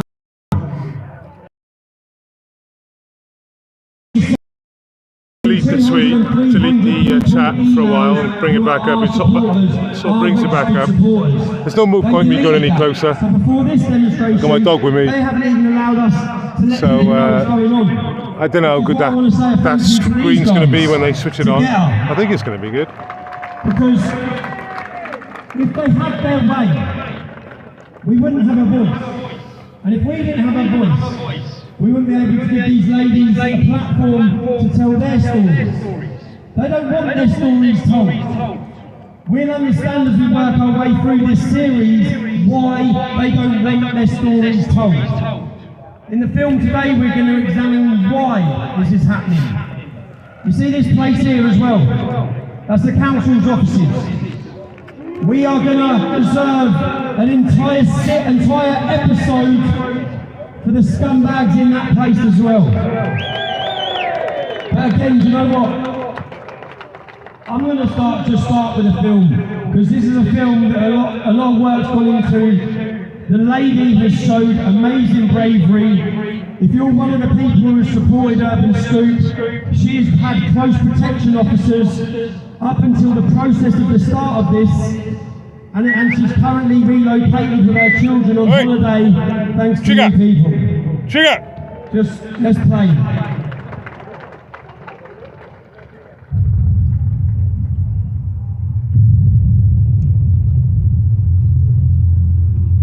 Since the making of episode 1, many of them were interested in the Flex Palestine. Our main subject for this episode, Flex Palestine, is yet to return. Literally, men from Telford might as well have chartered their own planes to Kashmir. I'd like to say a thank you. A thank you to members of the Muslim community, because many of them have come forward from Telford and pointed us in the right direction for our investigations. More and more people in Telford have come forward to tell us their stories and tell us what's really going on. We've connected local MP Lucy Allen, who's very strong on this issue. We've connected her to a victim who is trapped and is in need of help. Hopefully she can help her. Bearing in mind, Telford police have refused to meet me. We've been in contact with the National Crime Agency, the NCA, about the information that we've gathered. And there has been a frenzy of house attacks and car fires.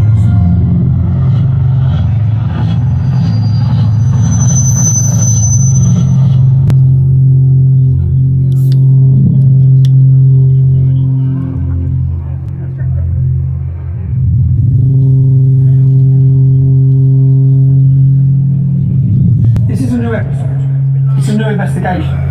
They're new allegations. They're all part of the same network of ruined families. For this episode, we're looking at the Hussains, the Iqbals, and the Khans, and the Ahmeds. We'll catch up with you in a future episode. Right, stay there. I want to be clear before I start. Where allegations are made, nothing has been proven. And we will be giving the accused the right to reply. Finally, if you're one of those people who's going through keyboard abuse at our survivors, as has happened with Nicole, they deserved it, they wanted it, They're lying. Just remember, there are multiple allegations against each individual we're going to approach. And remember, these stories are about little girls, some as young as 10, I'm getting this sorted out, don't worry. raped by adult men. Take a long, hard look at yourselves. We're ready, yeah? So, anytime, if you want to stop. I know it's probably been difficult coming here, and more difficult what I was going to ask you to talk about. Wait there, I'm sorting it out. Your independent inquiry. It's devastating, Is it alright if we just start at the beginning and literally just have a conversation where we flow through, and if there's bits I want to question you more on, then I will, if that's alright with you. Yeah? Yeah. So, first of all, when was you born? 1984. 1984. And you grew up in? Telford. In Telford. And what was your childhood like? Had a good childhood. Things started going wrong, probably around the age of 12. And I was always his shadow. Wherever he went, I went. So I was always going to the pubs again to look after him. And at which age did your abuse start?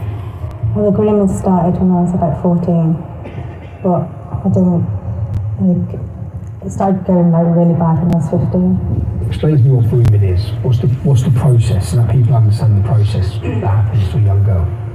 They start taking you out in the cars, buying you things, not asking you for nothing, just being nice, saying that they want to be your friend, your best friend. What sort of things do they buy? They start off with fags, alcohol, credit, it'll be food, jewellery. After they know that they've got your trust and stuff, then that's when they'll start, they say that they're your boyfriend, make you feel that, you're loved and you're special. And then after a while, they start introducing you to other men. Can we talk about your first time that this started with you? Can we talk about who it started with and tell me what happened? The first time for me was with someone from the Royal Balti in Wellington. My friends was already involved. They was involved from the age of 12 and 13. One day my friend asked me to go over to the Royal Balti, and she was sleeping with a man there, the owner of the business. Who's that? Abdul Latif. And he's the owner of the Royal Balti? In Wellington, he owns Peppers and Trench as well. So how old was she? She was about 12. And she was having sex, being raped by him? To make me stand at the door, wash hair with him. And she used to say to me, make out my mum's rang in 5 minutes. And so I used to make out, we've got to go, your mum's going mad. And then, so she didn't have to stay there for that long. This is an Indian restaurant. Were there customers in the restaurant at the top of this? Yeah. You are upstairs in the side room? You go upstairs, there's all rooms upstairs. Okay. Was this the first time you were physically or sexually assaulted? No, it just started off me going there with her. Okay. And then we started going on deliveries with one of the drivers there. Who was the driver? He was called Nia, that's all I know. He's from Birmingham and Hansworth. Okay. So one day he just said to me when he was dropping us off home that I was the cute one. And he went to give me a kiss and I just ran. I jumped out the car and ran. You're all children. And they're organising you to lose your virginity with who? Nia, the driver, because my friend who was going with the owner, they organised it all between them. So where did you lose your virginity? At the Royal Balti. In the Indian restaurant? Upstairs? And how old was Mia? He was late 30s. Late 30s. And you at this point were 14 or 15? 15. So this is the car park of the Royal Balti. Upstairs, yeah, upstairs. And it was that far room. And that far room? So this far room here, in the corner, is that where you lost your virginity? 29th of August, 1999. Do you remember the date? Is the restaurant open? Yeah. There's customers. They were coming and working in there, and they kept coming into the kitchen. That's where we had to stay in there, in the kitchen as well. And they'd come in and they'd come in and break us all. So there's kids in here being touched on, kids in here being raped. Customers. They're all from Birmingham. They're all from Birmingham. They just used to drive down. They used to drive down to this restaurant, and then they'd have all the local young girls, English girls, they'd be raping them in here. Yeah. Abdul Mateen from here. How old was Abdul? 30s as well. 30s. And then there was Islam, he was like late 20s. And there was another one called, I think his name was like Sham. He looked a bit like that one that was just out here. I don't know 100% if it's all four of them raped you. And you've been to the police? Yeah. About these men as well? They've got their photos. And my dad reported it as well.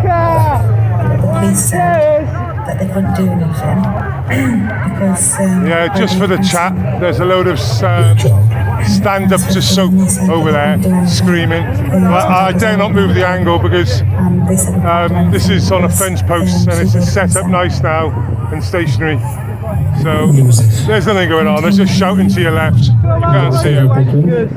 Nothing to see, just concentrate on it. How we get off there? It was really untidy, it was like stuff everywhere. They tell us. Was he a Pakistani? Oh, yeah. Bangladeshi. No, she was virginity to a 30-year-old Bangladeshi from Birmingham. Did it stop there? And my friend Lucy and her boyfriend at the time picked us up, and I started getting to know him more. This is Lucy Lowe. Lucy Lowe, who was murdered. Yeah. And her boyfriend's name? Chat and telling me about Lucy and stuff, and how she'd done his head in and things like that. Every time I was upset, he'd always talk to me and used to say, if you ever get upset, if anything bad happens, you know, you can always ring me and stuff, I'll always be there for you. And he gave my number to this nation called Jibby, and Jibby gave my number to someone called Bash, and then it was Bash who passed my number on to Munchie, and then things got a whole lot worse from there. So you heard in chapter 1, Nicole's story, how these men got control of her at the age of 11 through their rage. One man to another man, from Jibby to Bash, from Bash to Munchie. King Ahmed, as he calls himself, or Mushtaq Ahmed Hussain, now the proud owner of the Mumbai Lounge. We'll come back to Bash shortly, but for now, let's meet Munchie, who we've been watching.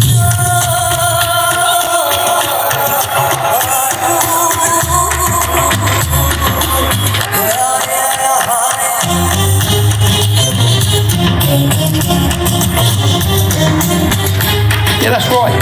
Like the others, he's performing Hajj or pilgrimage to Mecca, so devout in his religion. Just like anti-grooming preacher Muhammad Charlie Khan from episode 1. Even the testimonies we've heard, on and off, we've been watching him for a couple of years. We can't show you everything here, but we'll share everything we have with the police. What we can tell you is that Munchie, Mushtaq Ahmed, Kayani King Ahmed, as he likes to call himself, is the sole director of the Mumbai Lounge. And it's therefore the Mumbai Lounge and locations he frequents that we're interested in.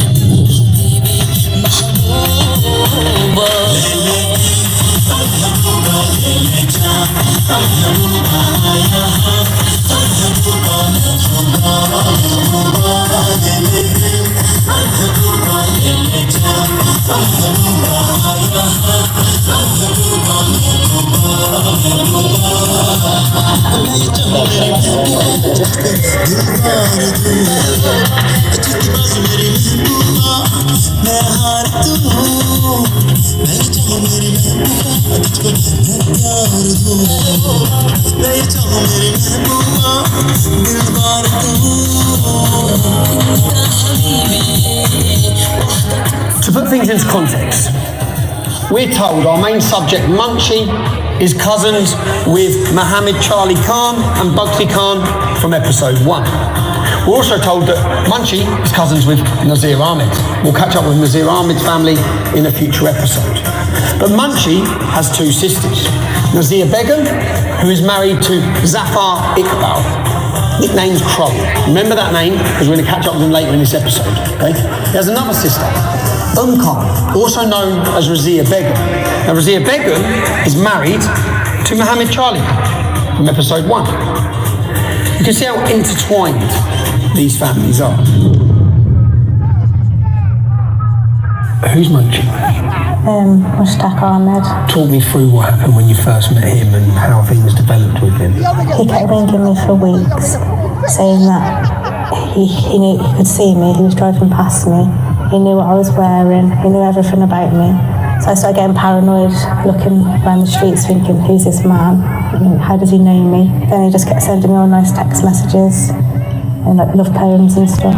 And then you get them, you get them me to you teddy bear pictures. I was talking to him for ages, and then I met him, and then he picked me up from TCAT one day when I was there on an induction day. He just took me to a car park and we was talking, and then he arranged to pick me up from school the next day. How old was Munchie? He was about 32. 32, and he's picking you up from school, so you're a school child, and he was picking you up from school? Yeah. Started taking me to his restaurant after school. So, can you talk me through some of the incidents with Munchie? I know this is going to be difficult because I've read some of them. Also, I thought I was going out with him. He was just really nice to begin with. Take me to the restaurant, and then I'd get there and he'd make me some food. I'd have my food and things like that, but then after a while it started to get bad, like at the end of the night when everyone would close up and it was all finished, he'd take me around like the corner, we'd turn all the lights off and just the radio would be on, and then he'd have sex with me, but then as I went to get up to get dressed to go home, that's when all the others would walk in. All the others? The workers. The workers in the restaurant. How old were you at this point? 15. So he'd rape you. You say have sex before you was his girlfriend, but he'd rape you. And then afterwards, all of the other workers would come in and... Yeah, because I'd be fighting, and then he'd be laughing, he'd be trying to pin me down, and I wouldn't give in. So he'd laugh for ages, and he'd just say, she does want it, she's just playing hard to get. And I'd be saying to him, no, I'm not, leave me alone. And then when he couldn't pin me down, he'd start getting angry then. That's when he'd get angry and get a bit violent, because he was, not winning, wasn't doing what he wanted. Then he'd just pin me down and just let them all have me. When you say them all, how many men? Like 5 or 6. So he'd rape you and then he'd hold you down. Whilst 5 or 6 other men who work at his restaurant would rape you. Do you know any of those other men were? Yeah. His brother-in-law. His brother-in-law? Who's his brother-in-law? He goes by the name of Chloe or Cobra. So Munchie is raping you with his brother-in-law? Yeah. Together? He was the main one. In these incidents, did they say anything to you? What sort of, did they call you anything? Did they? I was always a slag in the hole. Did they ever use any of their own language regularly? Yeah. All the time. It was white trash and stuff like that. And white skin. We'd always use words like Chitty Chumbri and Igora. What's Chitty Chumbri? I'm not too sure now, I can't remember. I think it's I'll look it up. They'd always call me names Munchie was the worst. After everything happened and he made me sleep over there, then I was a slag. He'd just start calling me names. And I used to say to him, you're the one that made me go with him. I didn't want to, so how am I a slag? And they'd be like, you loved it. That's all I kept laughing. I'll be there thinking, I'm never coming near these ever again. I really can't, I've got to stay away. I don't care, I'm going to have to run away. I'm going to have to get away from here. You know, and you just plan in your head, I've got to go. But then, like, the next day, you start getting all nice messages again and stuff. Once you'll be all like, I love you, I'm sorry. Thank you for doing that for me. Now I know you love me. Stuff and things like that. Just manipulating a little child's mind. Or it'd be like, you mention like another Asian name and say, oh, their girlfriend does that for them. So sometimes when this was happening to you upstairs, would you say there's been It customers wasn't there? upstairs, it was in the actual restaurant. This happened in the restaurant? tables on the floor. On the floor of the restaurant? Yeah. This was when they'd all gone. When they'd all gone? Yeah. So when they'd all gone, they'd get you in the restaurant? We'd lock all up. So you've heard allegations that Munchie, a man in his 30s, got hold of a phone number of a 15-year-old schoolgirl, harassed her, groomed her by sending her teddy bears and getting her to believe she was his girlfriend. And then he raped her. He let all the other restaurant workers rape her. And more often than not, was raping her alongside his brother-in-law, the husband of his sister, Chloe, Cobra. Real name, Zafar Iqbal. It seems like this is a family business. And this happens day after day after day for years. And while we're looking at the family business, we could investigate Munchie's kids for allegations made against them. But one of them, he's landed in the middle of our documentary. Let's introduce him. I'm in the street. Damn right. I'm Albanian blood. I'm a gangster.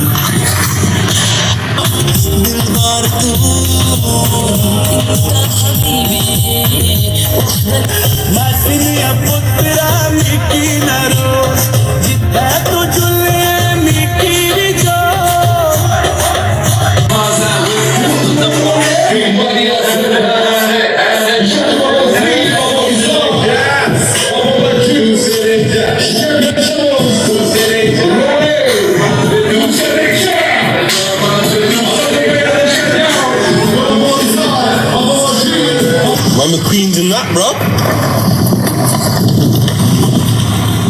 All ready up, steady up, yeah?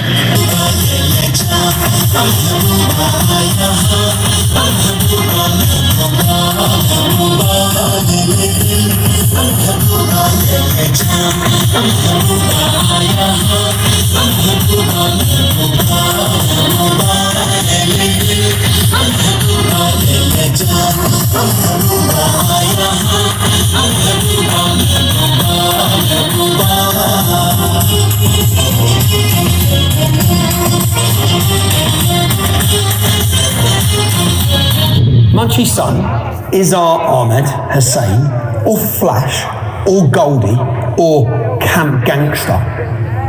We'll meet him later. I read of another incident in your report where you, I believe, went to hospital after, when you were bleeding. Can you talk me through that incident and who was involved in it? There was like 3 times that I had to go. Three separate times you had to go to hospital? The one was like over the road from where it happened. So where raped, what happened? Munchie took me to this house. It was like in a cul-de-sac opposite that house. I remember sitting in the front room, they had the telly on, and then Munchie just put some porn on.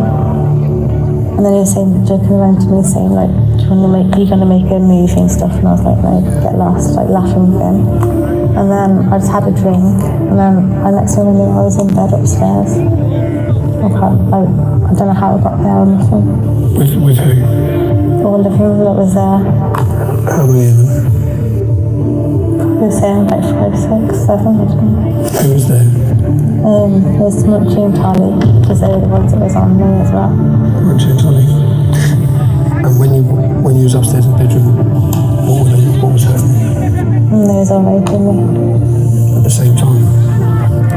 Yeah, they was all on me. What was all on you? And I just kept like, when you can't stay away. I was like that. And I couldn't even move my legs and my arms or nothing. My whole body was dead. And then you feel like you're hallucinating. It was just like that. So I remember someone at the corner like recorded me. They were filming it? Yeah. Weren't you? Yeah. He was raping you? And there was Chloe. Chloe, the brother-in-law? And Purveyor's. And they were raping you at the same time? In different holes? And the police still don't think that this needs to be prosecuted? Did you attend hospital? Yeah, I had to because I was really sore and really bad, and I felt like I was all damaged. But I remember when I walked in, I had to go to the GU clinic at the hospital because my doctors told me to go there.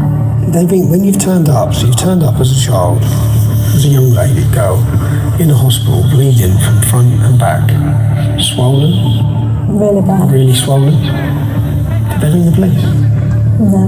Who brought you to the hospital? I took myself. Took yourself? So you've gone as a young child on your own to a hospital?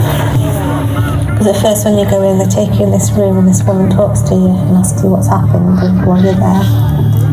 And then you have to get in and get examined. And you say you ended up in hospital multiple times? Yeah. They gave me a card once and said if I need someone to talk to, for a counselling or something. They gave you a card, they never rang the police? No. I believe you went and see your doctor as well, right? Yeah. What was your doctor's name? At the time, it was called Dr. Swallow. What did he say? I said to him one day, I went, am I infertile?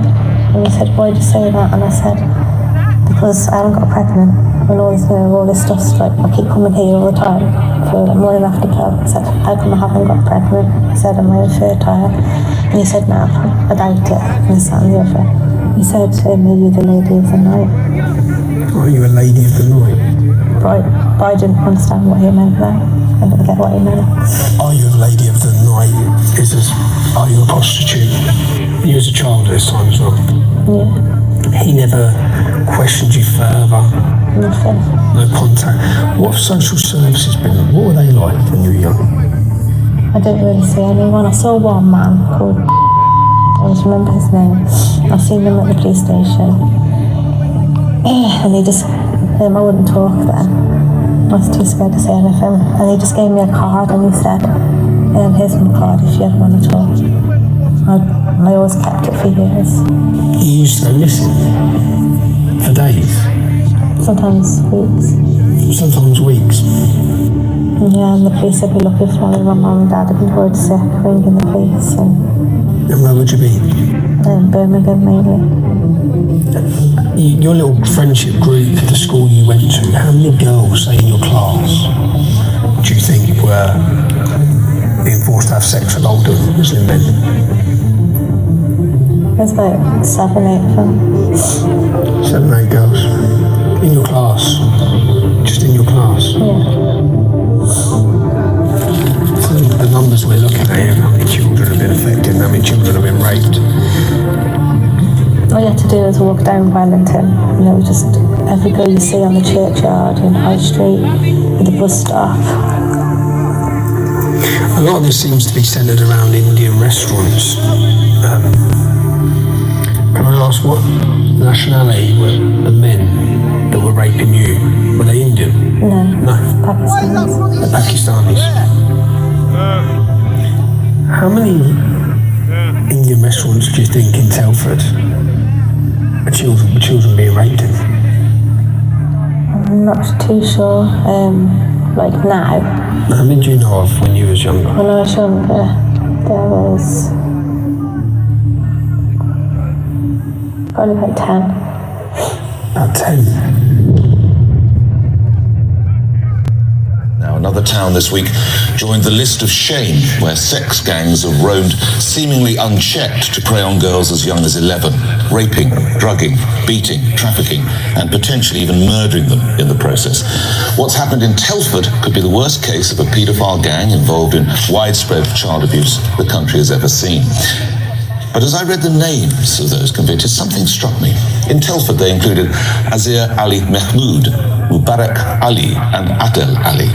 In a similar case in Rotherham, Razwan Razag, Adil Hussein, and Zafran Ramzan were among the guilty. To Rochdale now, Mohammed Amin, Abdul Aziz, and Mohammed Sajid, among others, were convicted. And now to Oxford, where it was Anjam Dogar, Kamir Jamil, and Zishan Ahmed ending up behind bars.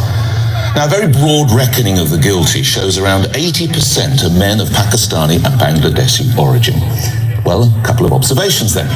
Why do they appear to view white girls as objects to be traded and even disposed of? And what is their community doing about it? We have to acknowledge that sex and sexuality and gender and respect for the opposite gender are issues within certain parts of the diaspora. That's the South Asian community, the Arab community, and large sections of the Muslim community. These are things that we have to discuss. If you look just at the Quran, you will get the indication that you can have sexual intercourse with a 5-year-old. If you just read the Quran, it is halal, it would be halal to have sexual intercourse with a 5-year-old. In Surah Al-Talaq, chapter 65, verse 4, Allah subhanahu wa ta'ala tells us who you can divorce and who you cannot divorce. And then he says, وَاللَّائِ لَمْ يَحِدْنِ وَاللَّائِ لَمْ يَحِدْنِ, and the ones who had never been pubescent before. And by the way, this is very important, yeah? I want all Muslims to be aware of this. The reason why we don't have sexual intercourse with 5-year-olds and 6-year-olds and 7-year-olds or whatever is not because of puberty. The Quran doesn't say anywhere in the Quran that the woman has to be pubescent. I dare you to find one verse in the Quran where it says you're not allowed to marry someone based on harm, or you're not allowed to have sexual intercourse based on harm, or you're not allowed to marry someone based on puberty. So if you're in the Quran alone, you're allowed to have sexual intercourse with 5-year-olds. Get me one verse in the Quran which says the woman has to be pubescent. No. One verse. I want one verse in the Quran from the beginning of the book to the end of the book which says that she has to be pubescent. And Daniel, you know what? It's too depressing to carry on. It goes on and on. One second, Dad. The pattern in all of these, overwhelmingly, is South Asian Muslim men, primarily Pakistani, sometimes Somali Muslims, sometimes North African Muslims. It doesn't help us, Daniel, to pretend this wasn't a phenomenon that was replicated across the country. What I would advise you said you're a South Asian Muslim man, therefore your name probably is Daniel or something other than Daniel. I would advise you to address this topic head on and not pretend it's not a national phenomenon, because I guarantee you that anger will rise if you come on radio and pretend this is not a national problem. It is an issue, and it's an issue about how those young men think of women of their own ethnicity who attempt to be off limits, and then what they do about vulnerable white girls. And there's no point pretending this is not a problem, because it is. We need a proper, thorough investigation by the police, gathering together all the information about all these cases in different parts of the country to see whether there are patterns and networks that need to be addressed in order to stop this crime. I don't think that we can make that jump necessarily to it being a cultural problem. Yes, Keith Vass MP doesn't think we can jump to the conclusion that this industrial scale rape and gang rape of little white girls is a cultural problem. Well, he's always had a casual relationship with the truth and with reality, and he's always been happy to prostitute himself and his views for his own benefit. And talking of prostitutes, here he is with 2 male prostitutes complaining that he, and I quote, had to fuck one of them without a condom. I think we'll ignore the commentary on grooming from Keith. Incidentally, Keith Vass left the House of Commons and a few weeks later was back working for the Labour Party. And let's not forget the ennobled Lord Ahmed of Rotherham, yes, Rotherham, who in February 2022 got 5.5 years in prison for the sexual assault of 2 children, including buggery. That's anal rape and attempted rape. His brothers, both called Mohammed, were also charged but considered by some idiot somewhere as unfit to stand trial. So it looks like child abuse is a family business here as well. That was February this year, and in the interest of balance, Just this April, Tory MP Imran Ahmed Khan was found guilty of molesting a young boy while at the same time advising the government of child sexual exploitation. We really couldn't make this up. Yeah, that's right. Amjad Ditta, also known as Amjad Hussain, a serving police officer, was charged along with 15 other men, all except one of them, Muslims, with sexual offences against children. Our leaders are so desperate in their efforts to sell us a multicultural utopia. They will cozy up to, promote, and even ennoble anyone with brown skin. Muslims the most favoured, of course, regardless of the content of their character. And the cost of this ideological stupidity is the suffering of children. What is concerning is if pockets of our country, communities like ours, Daniel, yours and mine, are disproportionately involved in any one type of crime. That disproportionate number raises questions about our attitudes, our meaning British Pakistani men, our attitudes towards the rest of society, and whether we have a Muslim supremacist attitude. One of the defendants in this case, Daniel, I'm sorry you're not going to like hearing this stuff, but the truth doesn't necessarily care about your feelings. One of the main defendants in trial argued that it's his religious right to have sex with underage girls, and that was his defense. Look it up, Daniel. It is unbelievable. And you and I know that that kind of argument gets bandied about. You and I know, and if you don't believe me again, look it up, that in Pakistan, you're in my country of origin, where our parents are from, when they tried to raise the age of sexual consent, it was shot down by the Ideological Council of Guarding Islamic Culture in Pakistan, shot down in Parliament and deemed blasphemous for trying to raise the age of consent. Because religion gets involved, culture gets involved. We've got to be able to have this conversation without being in denial. I really wish, for goodness sake, after the appeal I put out on the radio, I wish you'd called up and your first thought had been about these underage young white girls, the victims. I wish the first thing you did is call up this radio and say how disgusting to do this to these underage young victims. Instead, you want to obfuscate and talk to me about how I'm, giving statistics that you don't like. And it's just, this is what frustrates me, Daniel. Why was that your first reaction to the topic instead of thinking of the girls? And that's why I think it's about time that we just stop pretending this isn't a problem and address it head on, recognize there is this disproportionate problem within our communities, and worry about the victims. We need very briefly to say this is a class problem, this is a cultural problem, and this is also a language problem. Religion as well, by the way. Also religion, because firstly on language, these are paedophiles who are raping children. Okay, let's just accept that. And these are not women, these are not girls in relationships. We haven't talked about class, and the reason why the authorities turned a blind eye and threw these girls under a bus or to the wolves was because they were, as it were, in an underclass. They thought these girls are out of education, they've been failed by social services. Honestly, if these were middle-class girls at boarding school, do you honestly think these children would not have been taken in proper care of by the boarding school? Across Europe, not just in Britain, there's a disproportionate rate of offending by either Muslim migrants or Muslims born and raised in Europe against white girls. And there are class reasons to it, there are patriarchal reasons to it. Why it happens in Muslim majority nations is largely due to the social conservative attitudes in society and their patriarchal and misogynist attitudes towards women, and also cultural elements kick in. Now, for example, fundamentalist interpretations of Islam believe that as long as you have consent of the father, there's no underage, there's no pre-puberty, there's no limit on marrying a girl. They refer to the Prophet having married a 9 or 11-year-old, depending on the age of reference. Right. These attitudes must be challenged and they must be addressed. If my daughter wants to listen, hold on. If my daughter reached the age of education at 9 years old, I would say you are ready to get married. This scandal involving 27 cities with probably thousands of underage young girls, it must lead to a Stephen Lawrence-style national inquiry looking into what the institutional failures have been. There has been failures on an institutional level in the care homes up and down this country. There have been failures on an institutional level in the police up and down this country. And there have been failures on an institutional level in local Labour councils, probably not only Labour, but mainly Labour councils up and down this country, because people have been scared of being called racist. And the fear of racism or the fear of so-called Islamophobia, which is a misnomer, the fear, more appropriately, of anti-Muslim bigotry must never be an excuse to allow underage girls to be raped and abused in this way. But it was. Think of that. Imagine that. 27 cities and counting. Because I can guarantee you we haven't heard the end of this yet. Imagine the thousands of victims.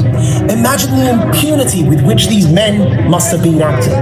It is an absolute disgrace that this has been allowed to go on in this country. And you may hear me being angry right now. If you're not going to be angry about this, what on earth are you going to get angry about? Don't tell me that their Muslim identity had nothing to do with this. I have lived and breathed this community all of my life. I can guarantee you that it's not the cause, but a factor in the way in which these girls was treated was the culture of these men, and as part of that culture is their religious attitude towards non-Muslims. And that is the reason that you see almost exclusively that they are men like me, Pakistani, British, Muslim. Most of them. Some of them Bangladeshi Muslims, some of them Indian Muslims, some of them North African Muslims, some of them Somali Muslims. All of them Muslims, almost all Pakistani Muslims. And the victims, almost all underage white girls. Now, who will lead, who will defend the voiceless in this national scandal? So there has been media coverage, and some courageous individuals, not least Majid Nawaz, they've spoken out about how nearly all of the men involved in this gang rape of little white girls are Pakistani Muslims. And most of the rest, they're Muslims as well. We hear two leading Islamic influencers speaking at Speaker's Corner. One, explaining that the Quran, Allah's words, say nothing to prevent sex with 5-year-olds. The other, saying he'd be happy for his daughter to get married at 9 if she'd reached puberty. Is there something in the doctrine of Islam that is making some people think that this abhorrent behaviour is acceptable? Well, this bit is important. I want to make sure we give a fair representation of Islam's doctrines. Almost a decade ago, before I was totally cancelled from TV and social media, I was using my voice to question the teachings of Islam that sanction the rape and slavery of non-Muslim women. We as a community, if you like, have to be honest and open about that. We've all got a duty to tackle child abuse. But the difference is You're a heroic moderate for saying that. I'm a far-right hooligan. Ann Cryer tried but failed to get her local mosque to talk to suspects' families. I went to a friend of mine who was a local councillor, and he happened to be a Muslim, and therefore he was able to represent me to the elders, because I thought it was a good move to try to get those elders involved. I hoped that I would be able to persuade the elders to go knocking on doors and say to them, this behaviour is un-Islamic and I want it to stop, because I'm going to tell the whole community about you and what you're doing if you don't. Now, you weren't prepared to do that. There is a possibility for me that this is linked to Islam. Maybe it's not, but maybe it is. When you have in the Quran, how can you say it's linked to Islam? Because on what basis? What's your evidence? In the Quran, you can take sexual slaves. You can take sexual slaves. Whether you read outside of your 4 wives, you can take non-Muslim women as sexual slaves. I don't think you could find it. It is nice to see you reading the Quran, I have to say. It's obviously not making a difference, is it?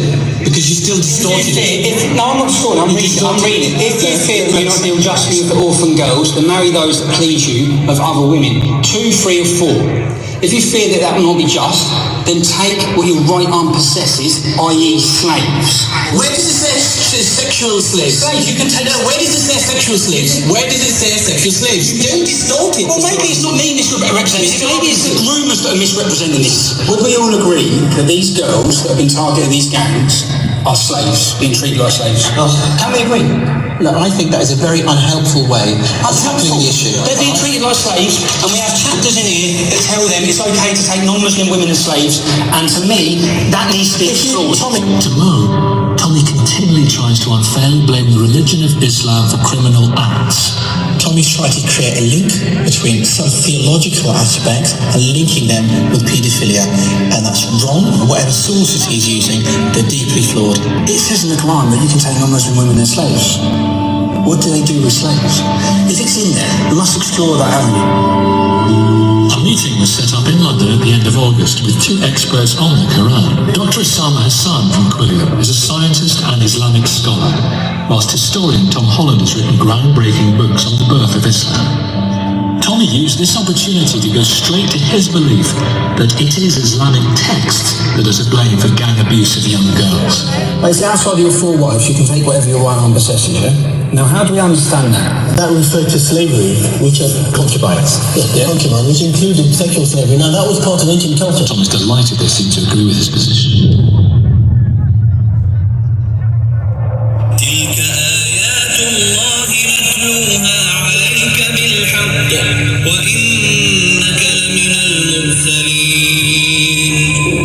That's right. Allah tells Muhammad to tell us that the verses in the Quran are directly from Allah. Allah is Islam's God. That's chapter 2, verse 252 of the Quran.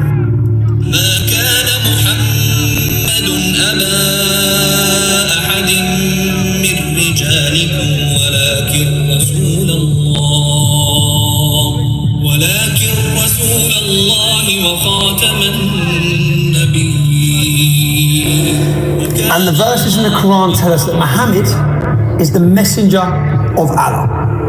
And the very last prophet, the last, there's none coming after him. That is Surah 33, verse 40.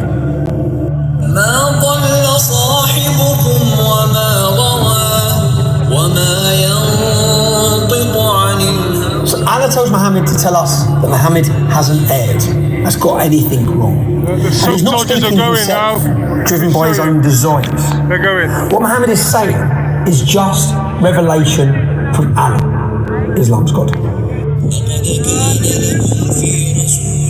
Allah also tells Muhammad to tell us that he, Muhammad, is an excellent example to follow. Some translations say good, some say perfect, some say the best. That's Surah 33:21.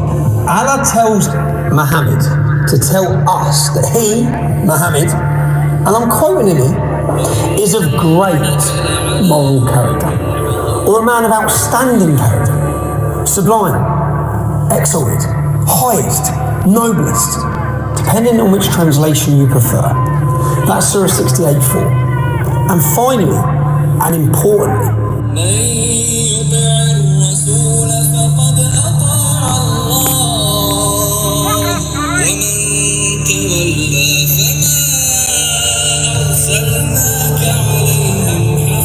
and in case there is any doubt about the significance of Muhammad, he explains to us, or rather Allah tells Muhammad to explain to us. Whoever obeys Muhammad has obeyed Allah. Obeying Muhammad is the same as obeying Islam's God, which sounds a lot like shirk to me, but you'd have to ask the scholars to explain it. إن الذين يؤذون الله ورسوله لعنهم الله في الدنيا والآخرة. See, that's what? Annoying Allah and annoying Muhammad both result in you being cursed by Allah, and He's prepared a humiliating torment for you. This also sounds like putting Muhammad on a par with Allah. Shirk again. And not following Islam is just one of the ways you can annoy Allah, Muhammad. Obviously, drawing a cartoon, Muhammad, is annoying Allah, not Muhammad.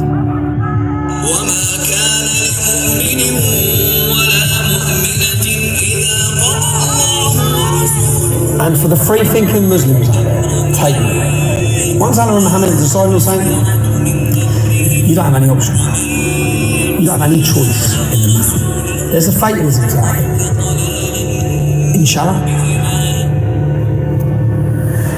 As Sir Nicholas Soames' grandfather, Winston Churchill, said, how dreadful are the curses which Mohammedanism lays on its votaries.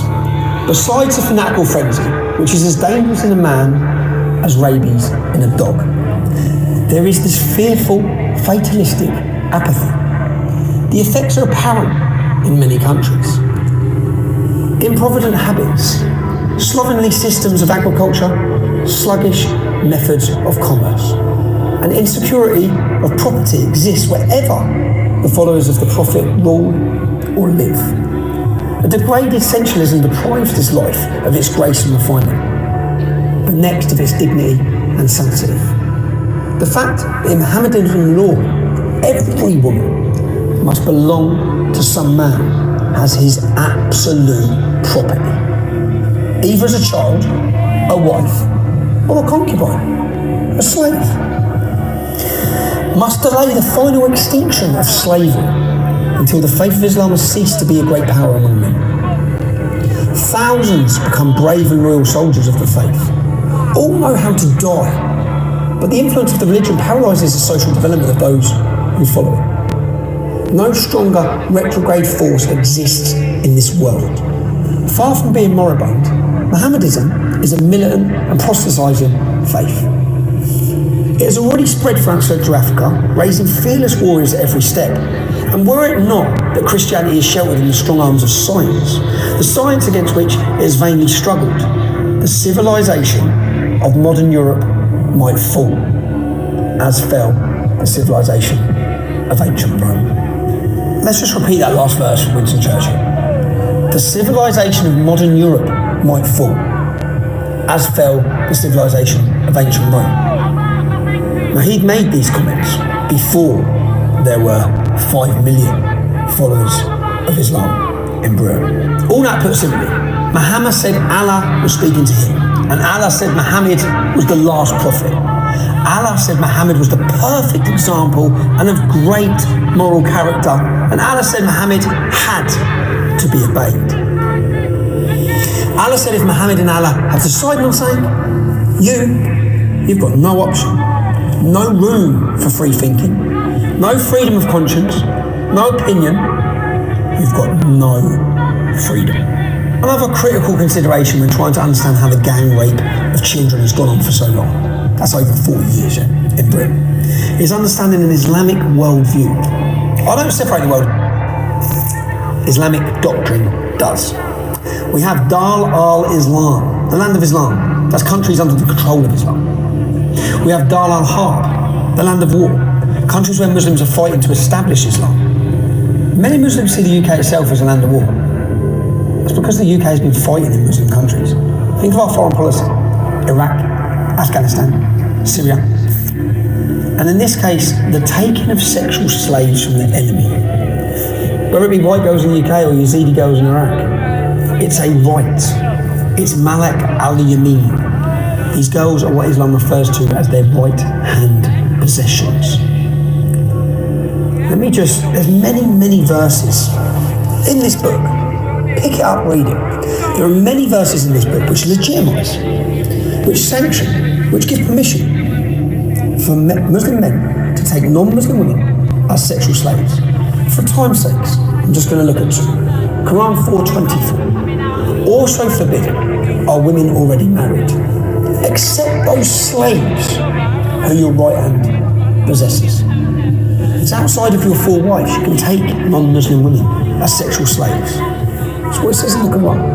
Quran 23:6. Successful believers are those who guard their chastity. And I quote from verse 6. Except from their wives or the slaves that their right hand possess. For then they are free from blame. Free from blame.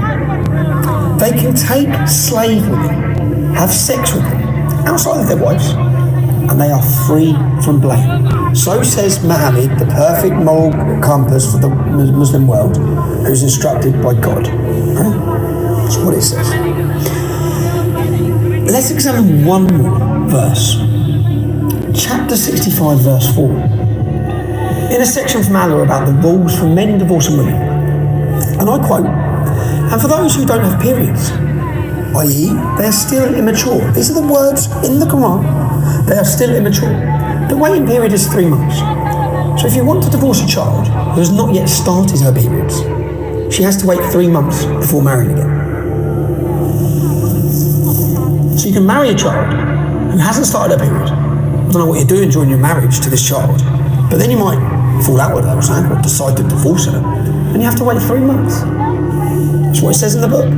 Now, is there anyone out there that wants to argue that girls in towns like Telford, Rotherham, Rochdale, Aylesbury, all these cities, I could go on and on. Does anyone want to argue with me that these English girls have not been taken as slaves, sexual slaves, by Muslim men? So whether it's the importance of Muhammad's example and the need to follow it, or Allah's revealed words in the Quran about divorcing prepubescent girls, making it clear sex with children is okay, or whether it's Allah's ruling that it's halal, it's permitted to have sex with slaves in your possession, under your control, it's blameless. Because the UK is viewed as a land of war, or Allah's words about entering women any way you want, ploughing them like farmland. We have to ask, could any of these things be factors in the industrial scale abuse of children that we're seeing? What influence might all of these teachings be having in a town like Telford? Let's have a little look at the numbers. Telford has a total population of 166,000 people, 88,000 males. Once you take away the under 16s and the over 65s, you're left with 53,000. Telford only has a 1.8% Muslim population. That means there's 956 working age Muslim men in Telford. Operation Chalice. The police operation in Telford identified 100 victims alone in a year and 200 suspects. 200 suspects from 956 males. 20.9%. 1 in 5 men in that town have been raping our children. Well, it was more than 50 for me, but that was just like 50 from Munchie probably. So there's probably about 250 men altogether. And I named all them in my diary. 250 just for you? Mm-hmm. All from Telford? Yeah. But when I did my police IDs, I ID'd every single one. And when I went to ID them all, straight away I went, that's him. So you named 250 men to the police. And how many men have actually been sent to prison for attacking? None of them. No. They only arrested 25 because they said they wanted to get the main ones, but they only arrested 25. Most of them said they didn't know me, even though I ID'd them. And Munchie said he knew me and said he had a relationship with me, but that's as far as he admitted. So Munchie was questioned over the attacks? Yeah. And he was never charged? No.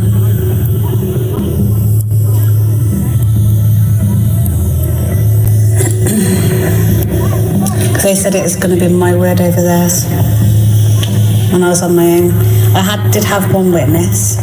He was a man who witnessed what Jibby and Bash and Majid and that did to me in that flat, because he witnessed, he was living there. He heard me screaming, he heard me crying, and he saw me coming down in a mess, and he heard me like screaming for help and crying. And so he wrote a statement for me saying that he did witness all that. Was he a Pakistani? He was a white man. So he was willing to go to court for me, but then nothing went. That's another house we was talked to by Bash. There's another house just literally around the corner again. Yeah, it's right opposite the shops. And Bash took you for the same thing. Sex with lots of men. Yeah, he bought alcohol. Bash would go buy the alcohol. Put the food in, it was a party. The party would be you and me. Just a... Other men. So Bash would organise a party in this house? Yeah. Where's the women in this house? There was no one there. I think it's when they send them. That's when film? Yeah. And they'd get you round as a kid? So when I went upstairs to the toilet, I could see like a kid's room with all kids' stuff. There's all baby stuff everywhere. And bring you in the house. And how many men would visit in the house in the night? Probably about 7, 8. You'd be forced to. Yeah. Sleep with them. And Bash organised this? Yeah. And who's Bash? He's Munchie's best mate. Munchie's best mate. Okay. It was like one of the first ones. For you? Yeah, it was him and Jibby. I spoke about in the flats in the hill. Okay. Right, go next one. Next one, please, Will. They said that, even though CPS said that it would be, they decided not to pursue it because it was me on my own against all of them, and they didn't think I'd be able to cope, and they didn't think that you know, there'll be enough evidence because it was past rather than anything new. It was all past evidence. So they said that they didn't think I'd handle court on my own. But all I know is on the night of the fire, I was at home and I had an argument with my dad and he took my mobile phone off me. But Bash had already given me a secret phone and said, keep that in case your dad ever gets your phone. And I had a big argument with my dad and I was crying and I rang Lucy and asked if I could go and sleep there and she said yeah. And I'd spoke to them. I can't remember if Bash rang me or I rang them. I think they might have rang me, I can't remember. But I was speaking to him anyway and Bash told me not to go to Lucy's. He told me to stay at home and he said that he was going to look into getting me a place to live and stuff like that. He said, whatever you do, don't go to Lucy's. So I was like, okay. I didn't know why, he just warned me I wasn't allowed to go. So I didn't think nothing of it. And I just literally cried myself to sleep and fell asleep. And I woke up the next morning to 2 friends, come to my house and that. And I sat at the bottom of my bed. I'm still trying to wake up. And they're telling me looking all sad and saying to me that Lucy's died. And I was like, what do you mean? She's dead and everything. And they said her house got set on fire last night. And it's killed them all, basically. I just want to recap. A man called Bash, Munchie's best friend, was an abuser of He'd arrange parties where men would come and rape. He also warned not to sleep at Lucy Lowe's house the night she was murdered. Did he know about the plan to murder her in advance? Now, Bash, like Yazar, we'll be meeting him later. So in episode 1, Nicole's story. There was no further action, but there was a fetus, DNA evidence of a rape. In this case, she gave the police over 250 names. 25 men were arrested for the rape and abuse that she suffered. And there were no prosecutions. The alleged perpetrators were untroubled by the flagship police investigation challenge, and the police decided would not be able to cope with going to court. Took us to many houses and restaurants in Telford and the surrounding area where she and others had suffered rape, gang rape and abuse. And something happened here. I was stopping here with my mate and my kids and her kids, and then I got a phone call and it was absolutely Bugsy ringing me and they was outside the house. Who was in there? Charlie and Harry. The one time and then the second time Harry was with him as well, Munchie's brother. Munchie's brother. That's when they kept saying that I had to go with Tarek. You had to go into a room with Tarek? With Tarek, yeah. I just remembered him holding the door so I couldn't get back out. So you're in the room with Tarek removed? Yeah, and he put the bed up against the door because I kept trying to open it to get out.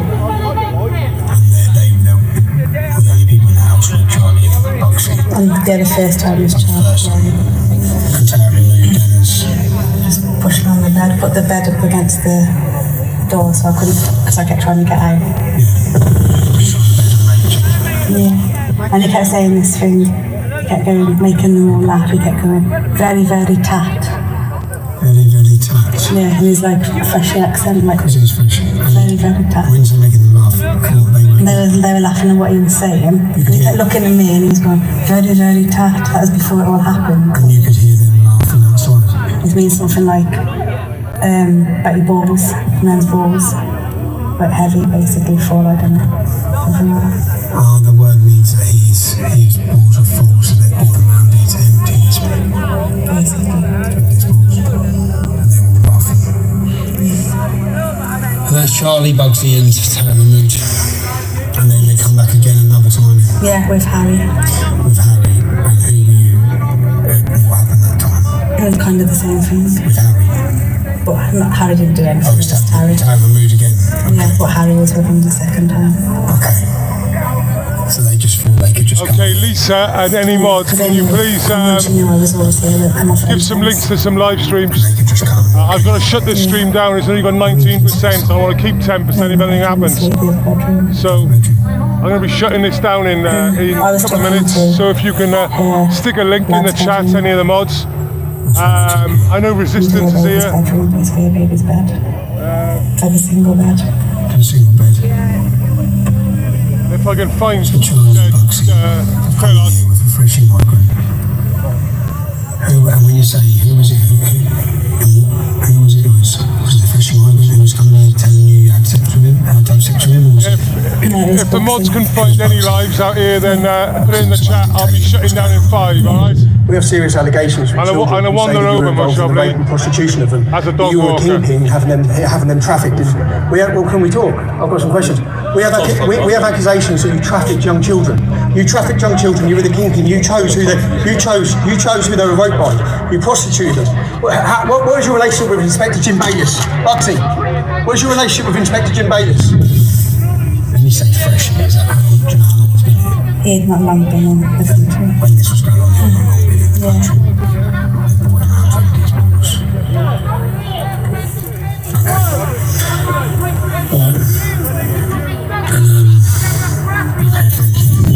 So you remember Bugsy, aka Gulfraz Khan, and Mohammed Charlie Khan from episode 1, and their alleged role in drug dealing and the pimping of Nicole at the age of 11 through to 16, from 2010 to 2015.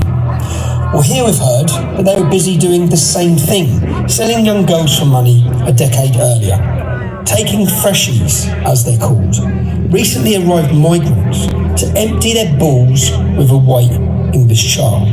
The consequence of a failing justice system is not only years of suffering for our survivor in this episode, but a decade later, endless suffering for Nicole, and who knows how many girls in between. I just want to be fair, okay? Out of these family trees, we have allegations by multiple girls about many of these men, but not all of them. So I'm just going to go through and show us which men in these family trees we have allegations against that they are rapists.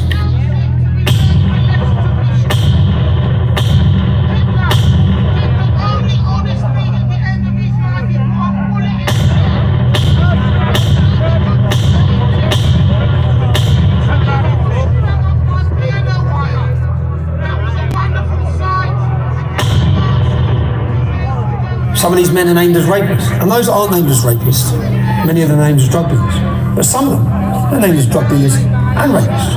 But I don't want to label every single person on this, so we're just going to go through and see which ones we've got allegations against drug dealing for.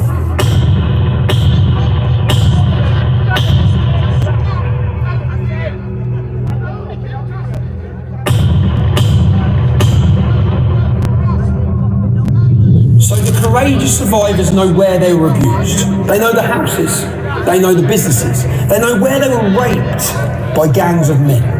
The police are aware of which premises are being used to abuse and rape children. The council are aware. The media and the newspapers, they're fully aware.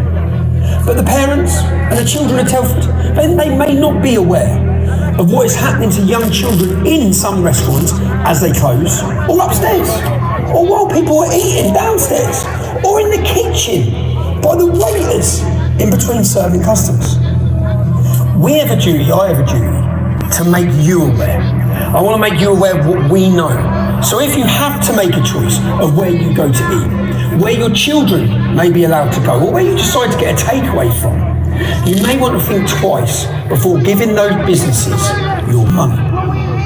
I think it's time we dropped in on the Mumbai Lounge, where Munchie Bash and his artwork. And then we'll go and have a chat with Crow, Munchie's brother, Zafar Iqbal. We'll give them the opportunity to respond to the allegations being made against them. Before we go and approach these men, I want you to understand the in-depth 12 to 18 month investigation we've done. I've met with dozens and dozens of victims. We've got 12 and we've formed a database full of the perpetrators, the allegations, and each time they're named, we flag it. So when one name comes up, we're not approaching these men off the allegations of one girl. We'll check now how many different girls have named these men. We're looking at Munchie, Bash and Crowie. Munchie is on page 3. Let's have a look at Munchie. Page 2, page 3. No, that's not.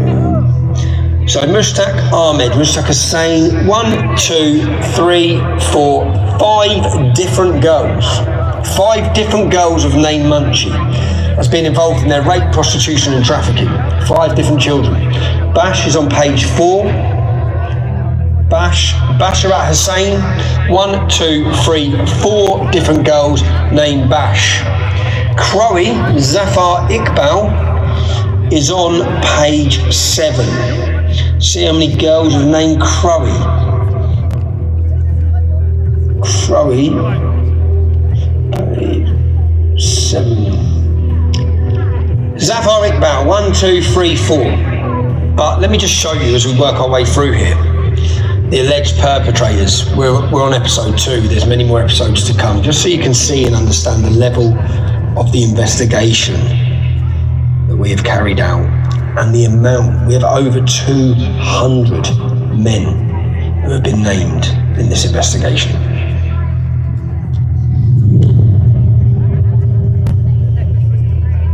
So the purpose on this is simple. It's just so that I can get in and ask him questions. Yeah.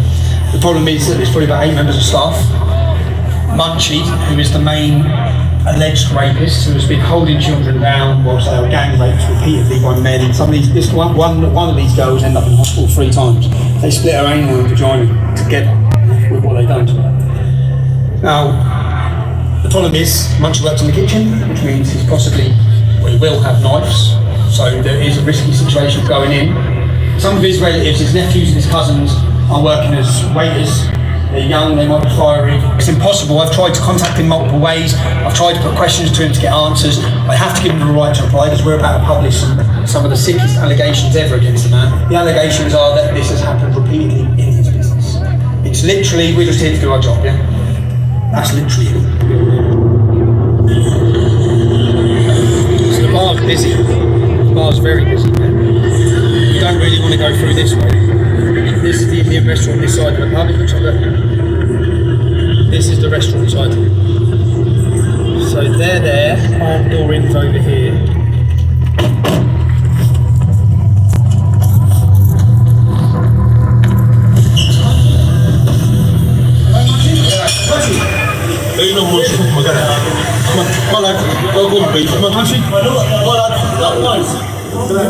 Right, so you got camera ready? Yeah. Right, so this is Munchie's restaurant. We've come to ask him questions. He's probably fled to Pakistan with us.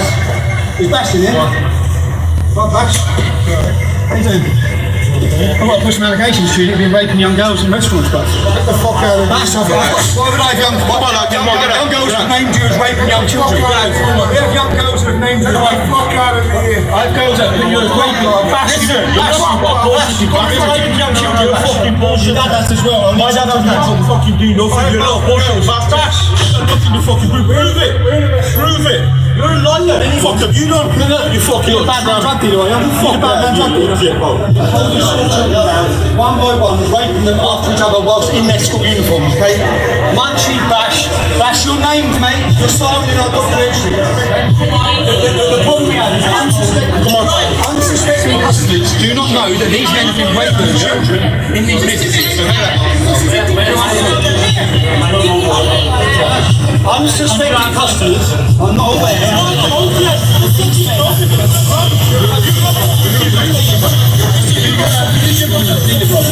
Look at you. Unsuspecting customers have no idea that these men have been prostituting and raping children in these businesses. We are here to make sure that the people in Telford, you are unaware of what's been going on. Get out of the kitchen. Oh what? Sorry? Oh what? This is private. Oh what? Get out of the kitchen. We've come in here because multiple young girls have named these men as holding them on the floor. His dad holds children on the floor one by one, raped by every member of staff. Every member of staff. Anyway, his dad. Your dad rapes little schoolgirls, bro. Your dad rapes little schoolgirls. Young girls have been raped by these men. Mate, if that's an issue, multiple young children. Yeah, what do you know, bro? They've been holding children down their school uniforms and raping them. Do you know that? Do you know that? You've got rapists working in your pub, lads. There's rapists working in that kitchen. Come on, let's go.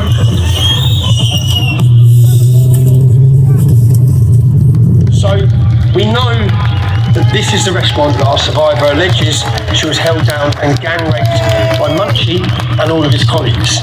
Now we have here the diary. These are diary entries from, in our third episode, we look at the murder of Becky Watson, who was killed aged 13. And in here, this is from her diary when she was a school child. Ishtaq, Islam, Muhammad. It's listed with Muslim men's names. Yeah? But one of the names that's of interest to us is Munchie Work. So we have a phone number in this 13-year-old child that's been murdered. Diary under Munchie Work. We have the restaurant where our survivor alleges Munchie raped her. Let's try something, see if we've got the right place.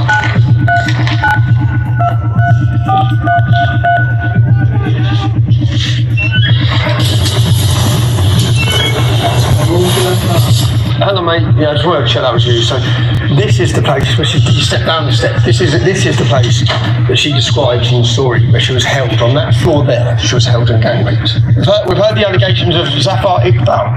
Now Zafar Iqbal, where do we have to go? We heard the allegations that whilst Munchie was raping her ear, Zafar Iqbal was involved, which is Crowe, Munchie's brother-in-law.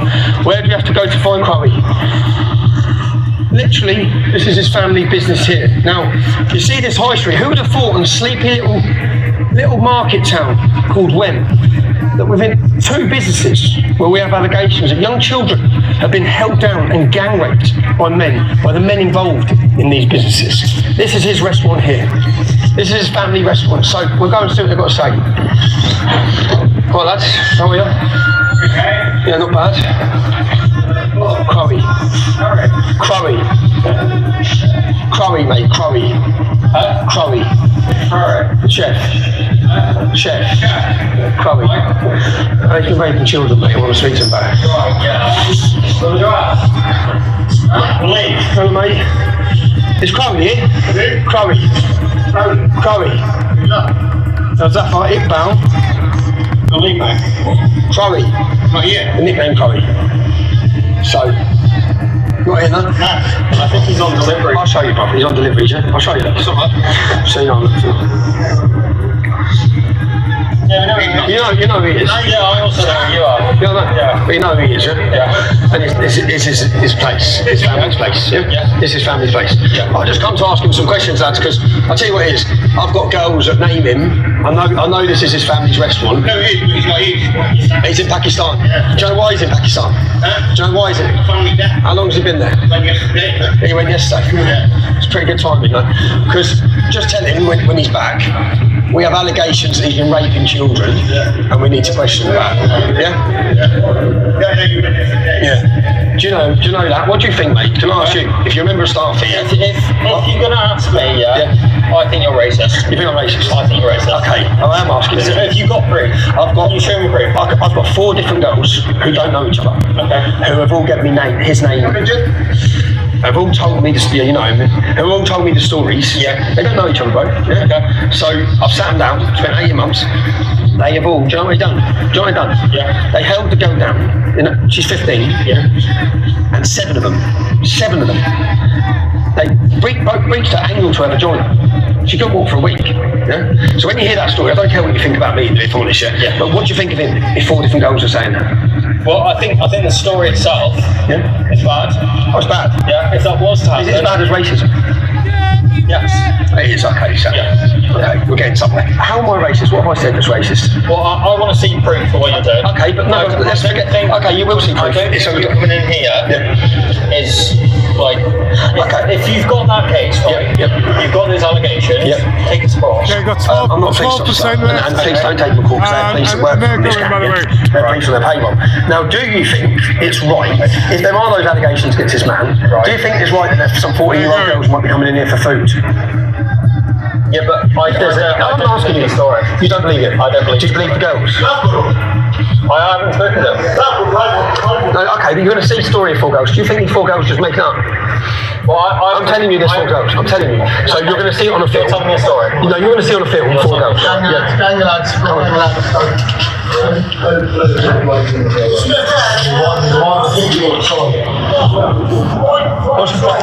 That's all right. Yeah, look, there's a gang of lads. Come.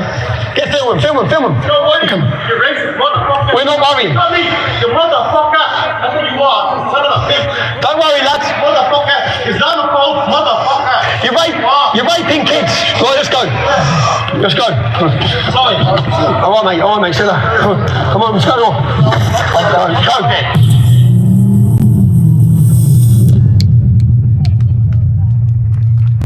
I'm back in Telford. I've drove to Telford because when I went in to approach Munchie and to approach Bash,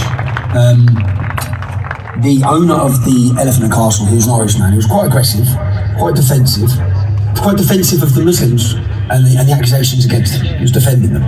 Now, I'm going to approach him and his wife because I don't want to ruin an innocent man's business, okay? So I'm going to give them an opportunity to see the evidence. I think it's important that I give them an opportunity to see the evidence and then they can make a comment once they've seen the evidence. Because I know, we went in there weeks ago, I know that Bash and their organisation are still working in that restaurant every day. I know there are underage girls working in that establishment as well. I know there are, yeah? So it's important that the owners are fully aware of the evidence we have. So we're just going to go and have a friendly chat. Post, please read Amazon post for an answer.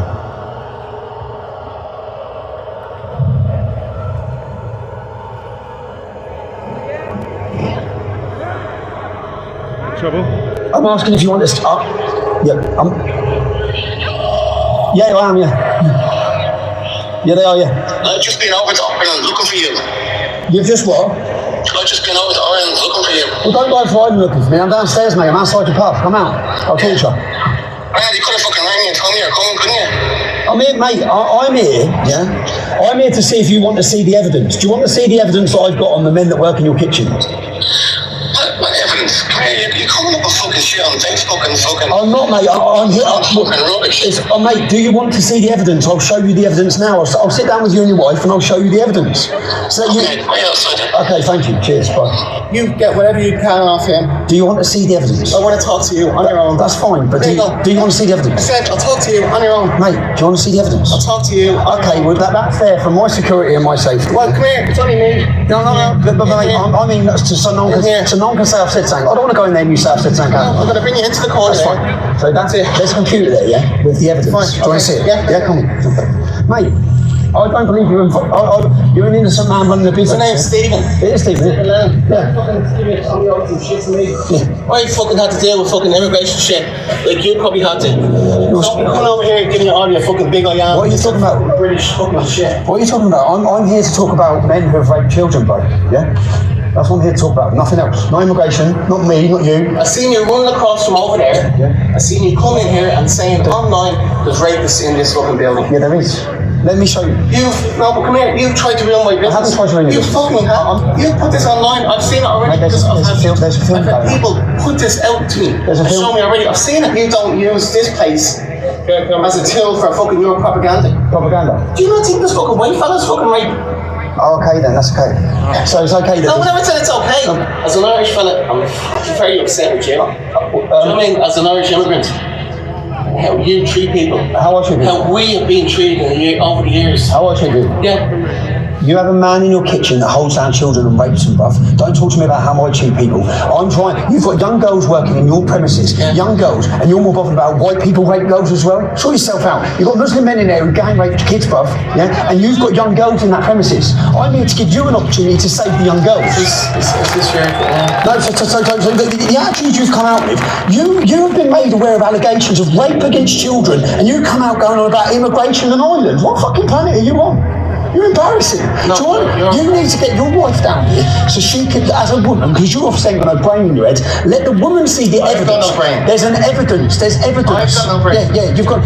Mate, you're comparing white racists when you've got rapists working in your kitchen. You've got young girls in there. Do you want to protect them? You've got no rapists in your kitchen. Right, so you've seen it. Elephant and Castle is complicit. You are complicit. I'm offering you the opportunity and your wife to see evidence. We can knock you the fuck out. Oh, do you want to see evidence? Do you want to see evidence? Do you want to see a video of a young girl who's been raped by them? Talking. Do you want to see a video of a young girl who's been raped? I've seen it online. It's all online. You haven't seen it. I've seen it. You have no idea, bruv. I've seen it. You haven't. Embarrassment to you Irish people. Episode 2, Elephant and Castle complicit. Cheers, bruv. You had an opportunity, mate. You had an opportunity. You're gonna what?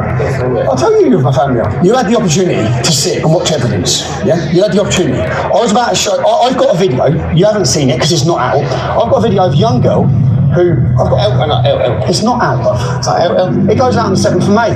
The video of me entering your business, the video of young girls who are 5 young girls, 5 different girls in my business. No, listen to me. 5 different girls that named the men who work in your kitchen.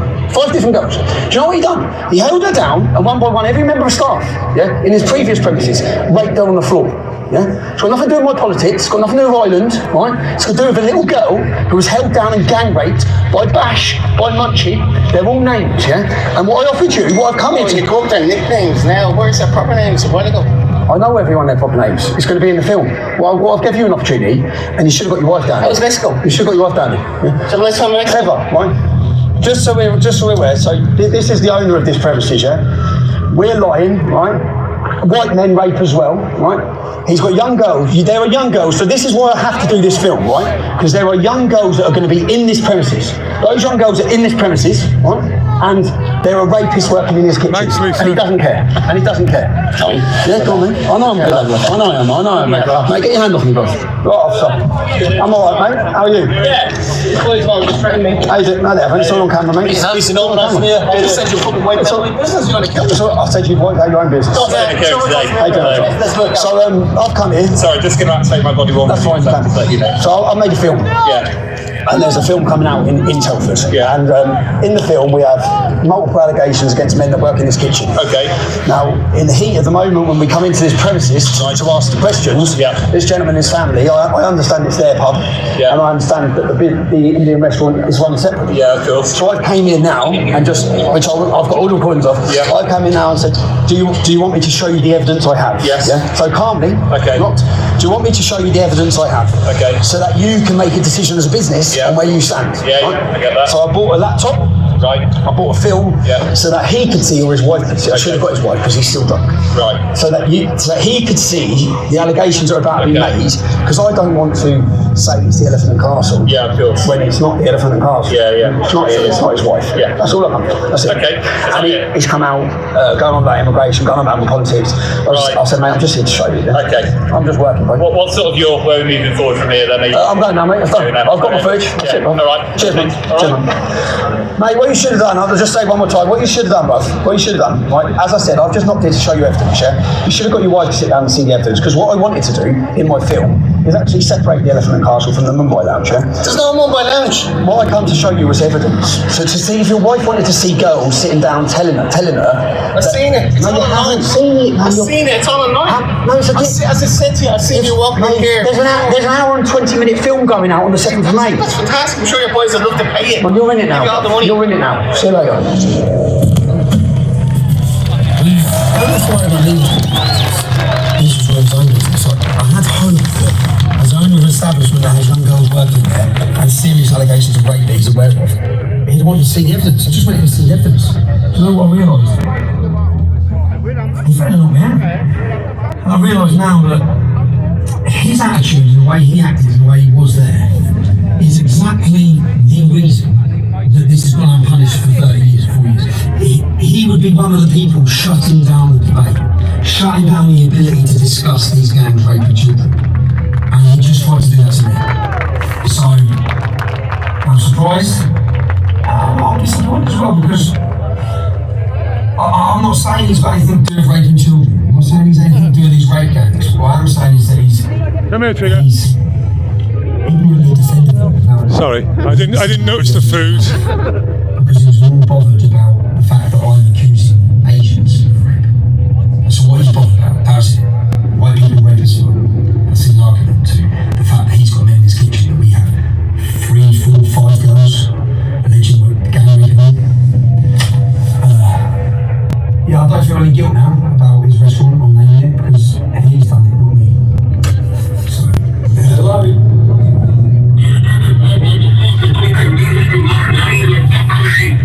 did you say? What did you say? Did you come in? What did you say? So the only person I've rang, you've heard that, I'm a white motherfucker, death threats. The only person I've rang, no one's got my phone number, the only person I've rang is the phone number on the Elephant and Castle. So the owner of the Elephant and Castle, within 6 minutes, has given my number to Pakistani gangs, clearly, who are racially abusing and threatening me. Within 6 minutes. So he's more in, so not just, I've just realised, so I thought he messed up, yeah? He's obviously heavily entwined, really linked with them. He must be, for those actions. Wow. Go on, listen. Yeah, got 5% chance. I'm shutting the stream down, alright? 1 minute if the stream's going, so links in the chat. I've got 4% left. I want to record if I have to. I'm sorry, everyone. Thanks for tuning in. Really appreciate everyone tuning in. Good numbers today. So yeah, if you can put it in the chat, I'll be dropping in 1 minute. I'll be dropping this in 1 minute. Thanks, everyone.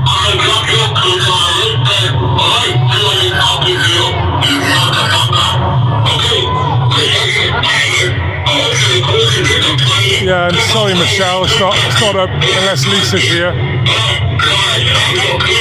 I decided to reach out to a former police officer, a high-ranking former police officer, to ask him the questions, try to understand what has gone on in Telford, why the police have failed to act, and why they continue to still fail to receive information I have in my possession that could help them bring criminals to justice. Thanks for meeting with me. You're welcome. I believe you're a retired police officer? Correct. What was your position within the police when you retired? When I retired, I was a deputy chief constable. Okay, so I've spent the last 2 years, 18 months to 2 years, building evidence in a database of witness statements, covert recordings, surveillance. Okay, I'm dropping it now, chat. I'm sorry. I've got to drop it. I've got 4%, so maybe use it later. Take care, everyone, and question everything.